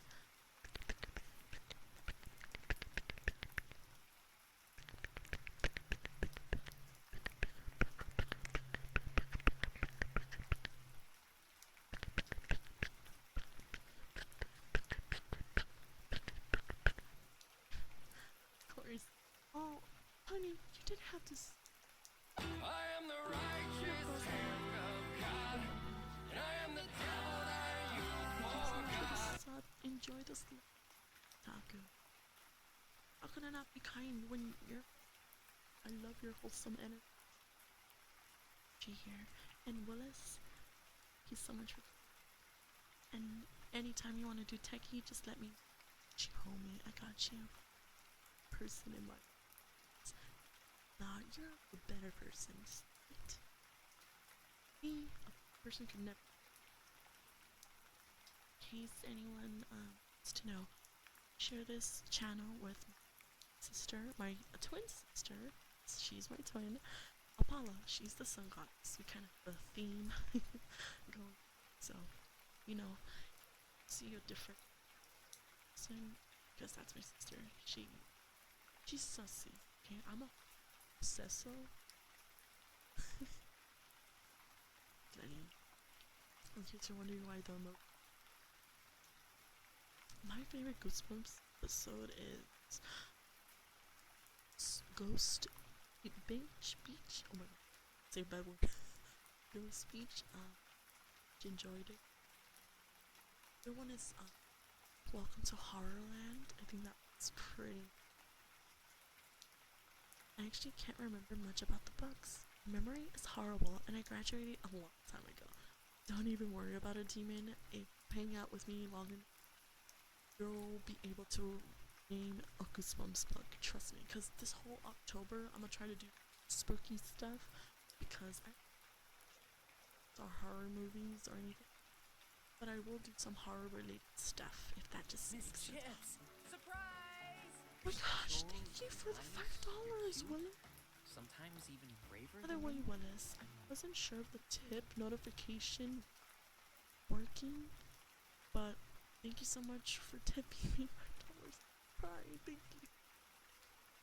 This is awesome. Again, Willis, this is for you.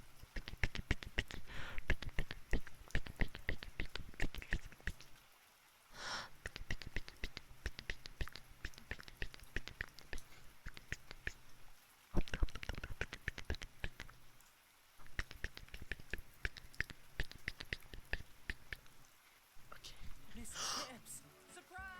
Oh my gosh, thank you so much for the $15. What the frick? Sometimes Demon! even braver than You're me. my sister. Oh. Didn't have to tip me $15. Thank you. Did you deserve that? But you didn't have to, honey. Thank you. Arigato gozaimasu. Arigato. Oh my god, I'm sorry. Yes, Demon. You do figure out your favorite Goosebumps book? You know, maybe, honestly, I'll be honest. I might even read a Goosebumps book for you if you want. Love exists. Yes, yes it does. Of course, stream is super comfy. I think you shall see me again. You're very kind, and I'm happy too. Willis, honey, the fact that you're happy, can I be honest? It's what I live for. Through hugs, all the occasional all that jazz. Have to go up and beyond. Thank you. I hope you have ahead of you. Good night. It's a pleasure. Such a wonder to have met you. Didn't have to. That's why you did. Demon, you such a menace to society. You got to cry. You guys shake at $5. I know chat likes to tend to shake at $5. No joke. Shaking. Oh, sorry.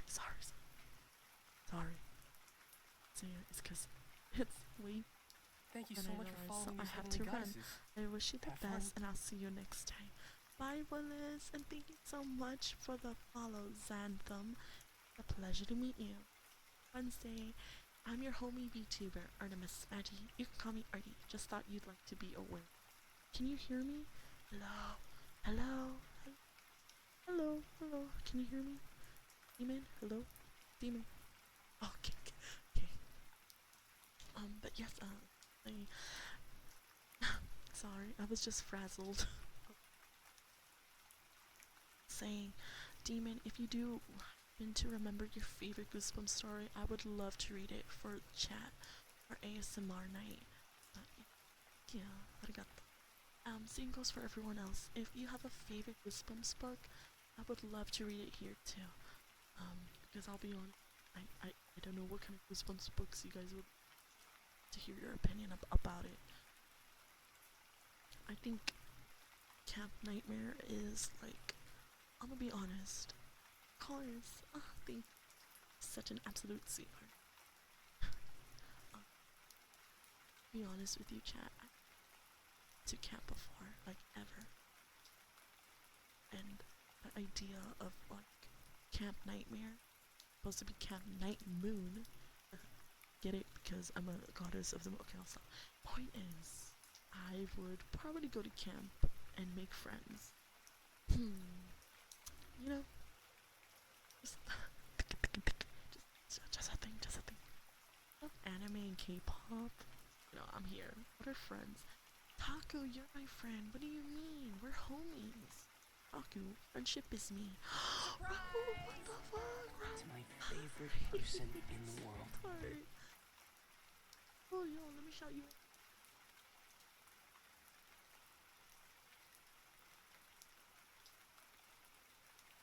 Hey there, Raul. You absolute gem.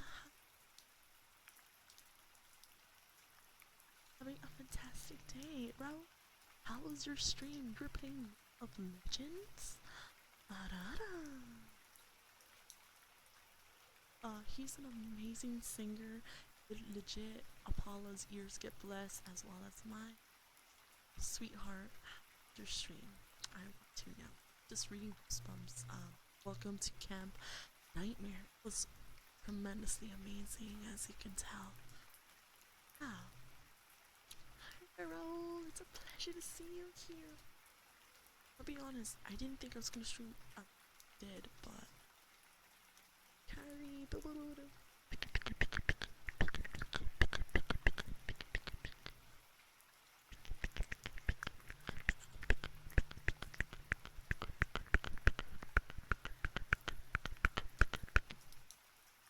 VTuber ASMRists are like the most lovely people. You know, Demon, I'm not gonna lie to you, you're so right. I've only been doing ASMR a few months now, and everyone's such a sweetheart. I'm amazed I haven't done this sooner. Thank you. Hey, I'm new to ASMR. I've always wanted to try ASMR with my own spin. Smooch up a goddess. Stop lifting me up. Progress, you're gonna give me a toothache. Raul, hey, thank you so much for sharing your beautiful community with me. It's your stream, sweetheart. I hope it was wonderful as you. And by the way, me and Apollo are big fans of your lovely singing voice. I always tell, it's freaking crazy. I wish I could sing. Guys, to be blessed with singing, look no further than this man, Raul, freaking phenomenal. No, we will never be supported. We will never stop. Don't worry, Demon, I understood what you meant. Don't even worry about it.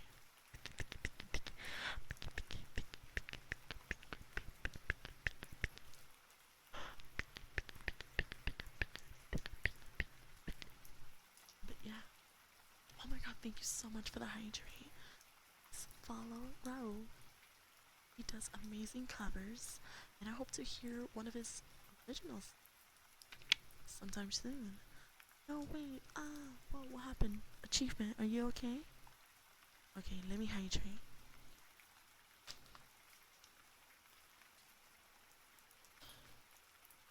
That's a wonderful question, Taku.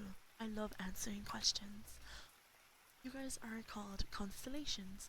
The doggo, do you see the dog on the lower right? That's you guys. This is our mascot by the lovely Carver. It's on our Twitch about us section all the way down. You can see it. That's you guys. Okay, don't worry about it, progress. I have a problem with leaving out words when I chat. Demon, don't even worry about it, cause whenever I type on my phone, autocorrect really prays for my downfall. Not pretty. It's not pretty. Oh my gosh, I wish that demons, every day you're honey, with me is a happy one. stop spoiling me. No. I hope We that are person is stars. me. Yes, you got. Bro, enjoy this lovely emojis. Just got gifted a sub. Thank you. Greed, puppy. No, guys, I can stop. Don't spoil me. I'm not worth it. Please save your money for someone better. What do you mean never? So, Black Panther may not be. So we have a cult, a mini cult, where it's called Shifters, and if you get invited by, I don't know what to say of it. It's called Shifters, and if you put exclamation point Shifters, the definition will pop out. Don't say definition is being spoiled. Of course, and support by here, even if it's lurking. So shifters are individuals who likes to either fluster or break the goddesses.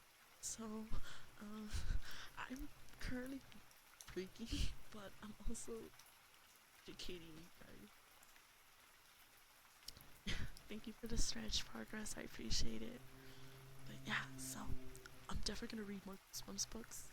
Have I become Taku, sweetheart? Trust me, you are not a shifter. Demon is not a shifter. Don't even worry about it. I'm pretty sure it's never gonna come up. I just, wanna.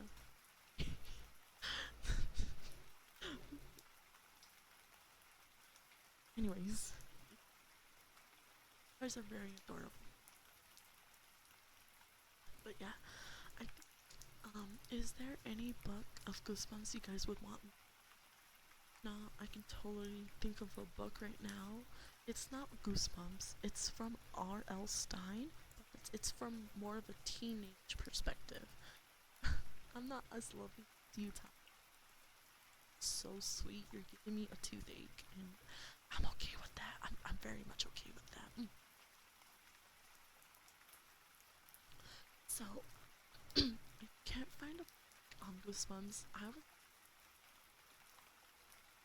reading a book called Sunburned by R.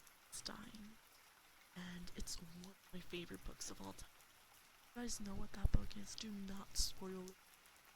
I want the people to, along with the wood. You are literally a god. You should have been prepared for the support that come with it. That is so, oh my god, you're trying to rizz me up. I'm your homie vtuber.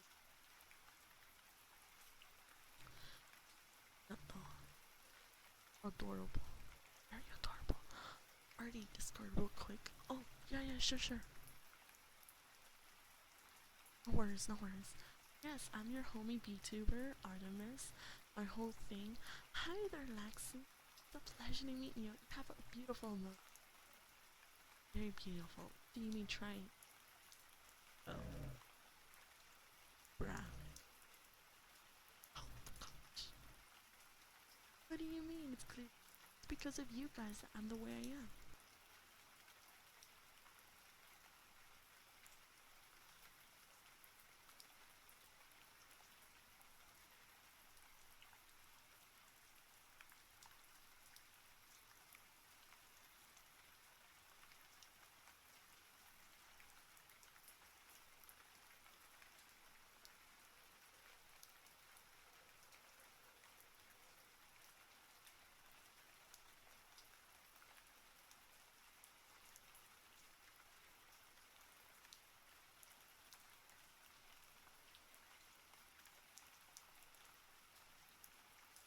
Okay, so yeah, I'm your homie VTuber.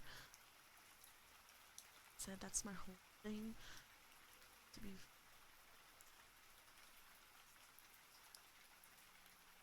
That's my whole gimmick. That's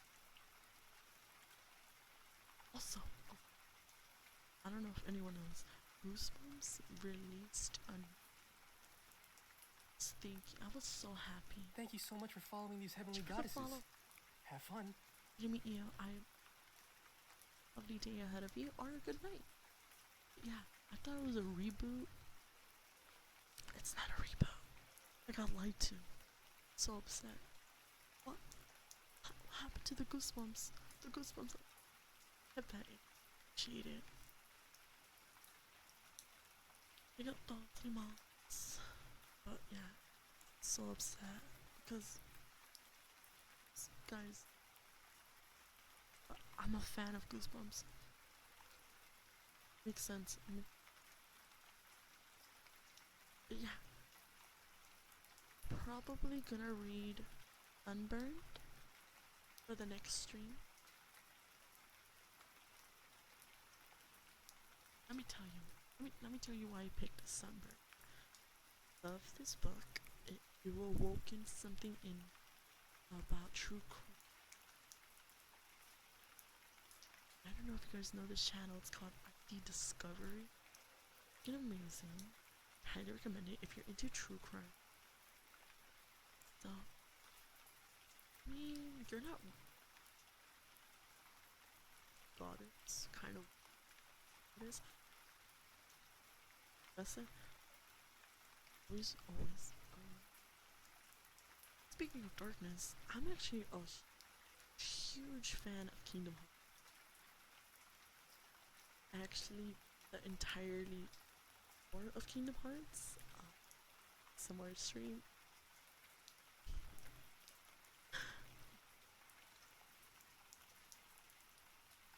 It's in my house.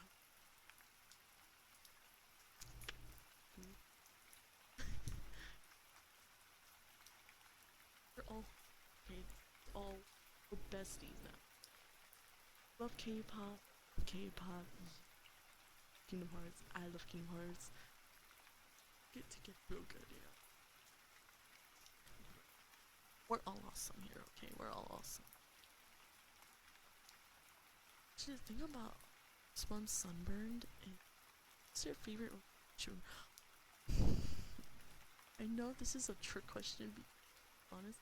Roxas is part of the organization, but I feel like that's always a majority of an answer, so I'll give you a different answer. Xion Ray. Remember, MEX and Axel.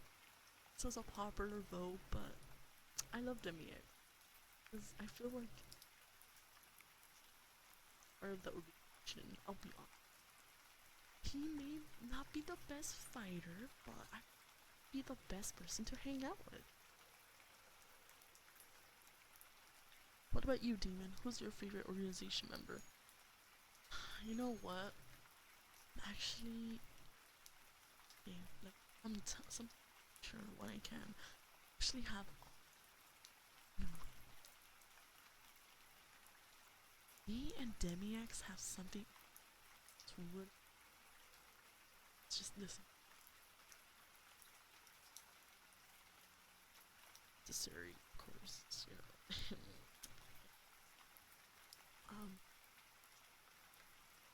Listen, the fact is, Dance Water Dance. That's so I love Dance Water Dance. Dance Water Dance. Although personally, if I had to control an element, it'd be fire. I don't know why. Oh no. I'm so sorry. Not fire. I meant wind. I want wind. Please.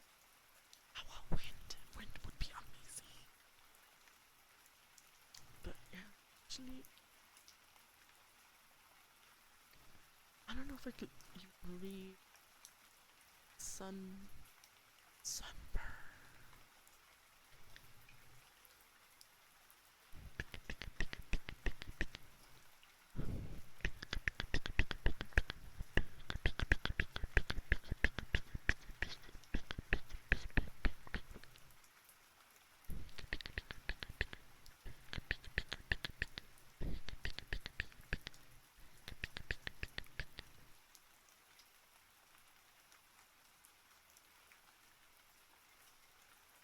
you wear the face of despair. Valden be wild. He's your favorite. Valden? Can I tell you who my least favorite from the organization is? I do not like Vixen. Vixen scares me with Vixen, okay? The reason why I don't like Vixen is because he used Shion. I am not okay with that. And I don't like, despite, I'm not trying to spoil anything, but let's just say, second chance, he destroyed that second chance. Vixen, the guy, his weapon is like a blue diamond shield.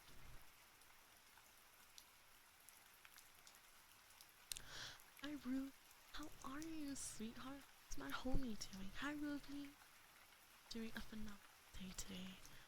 This Ice Boy. Oh my.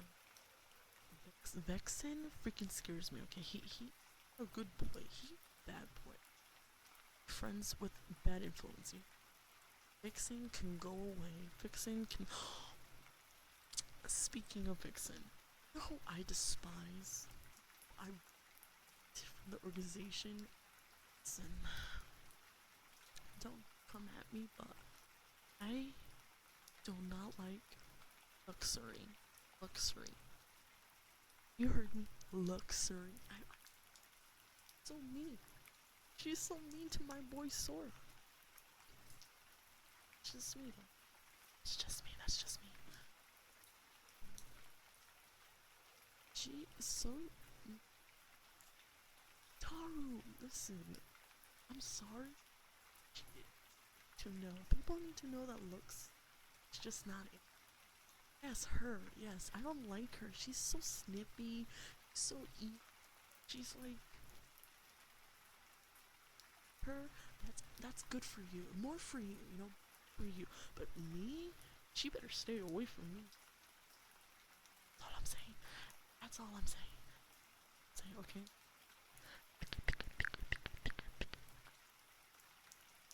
Ruben, wow, Ruben, you're actually so late.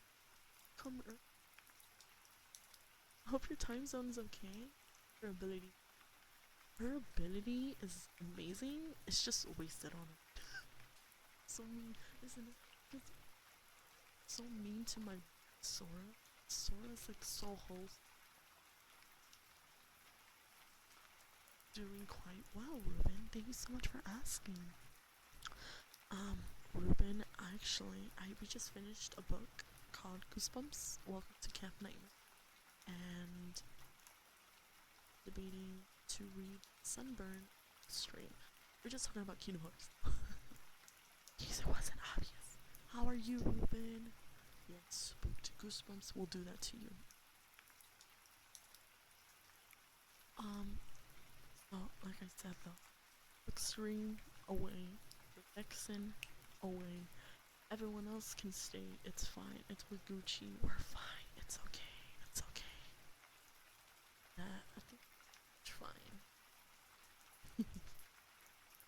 Doing super awesome. I'm glad. Amazing. That makes me very happy. K-Talk. Homies, right? It's all we're gonna be, homies. Tolerate anything. Cute.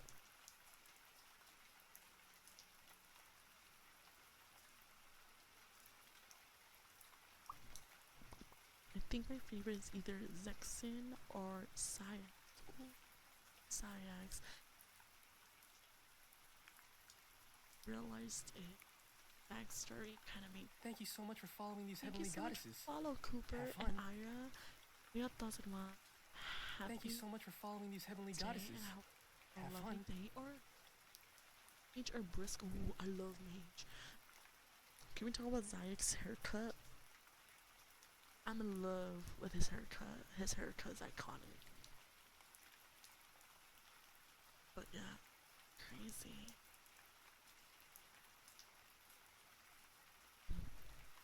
But yeah, listen, if I was a mage, I would pick a wind class, and or like dark magic because I am the goddess of the moon, so it makes sense. way. I'm so happy. Halloween is so wonderful. We were talking about this in our tier list. Science is also insane. Insane for a reason, okay? Do I give him a pass? Kind of. This way. Science pretty much thought Axel, like, forgot about him, this girl. Kind of felt like he got betrayed. Do I actions he took for it? Of course not. Of course not. He should have done it in a healthier way. Because it's Sayax. Axel was is a murderer, so basically used Axel as like a hitman if you think about it. Just said, I don't know, I don't know, I don't know.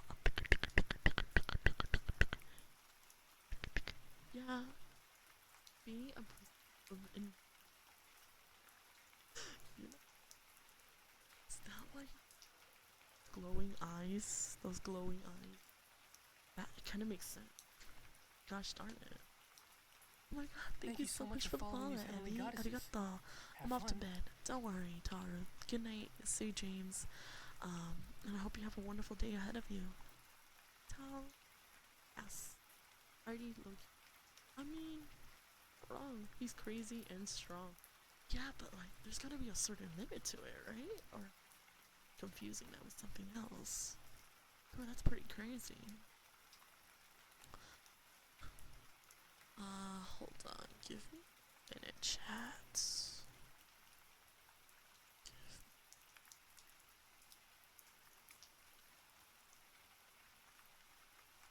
See. He's crazy and he is crazy and strong. He really is. Makes sense. I'm not gonna lie. Okay, okay, okay, okay, okay.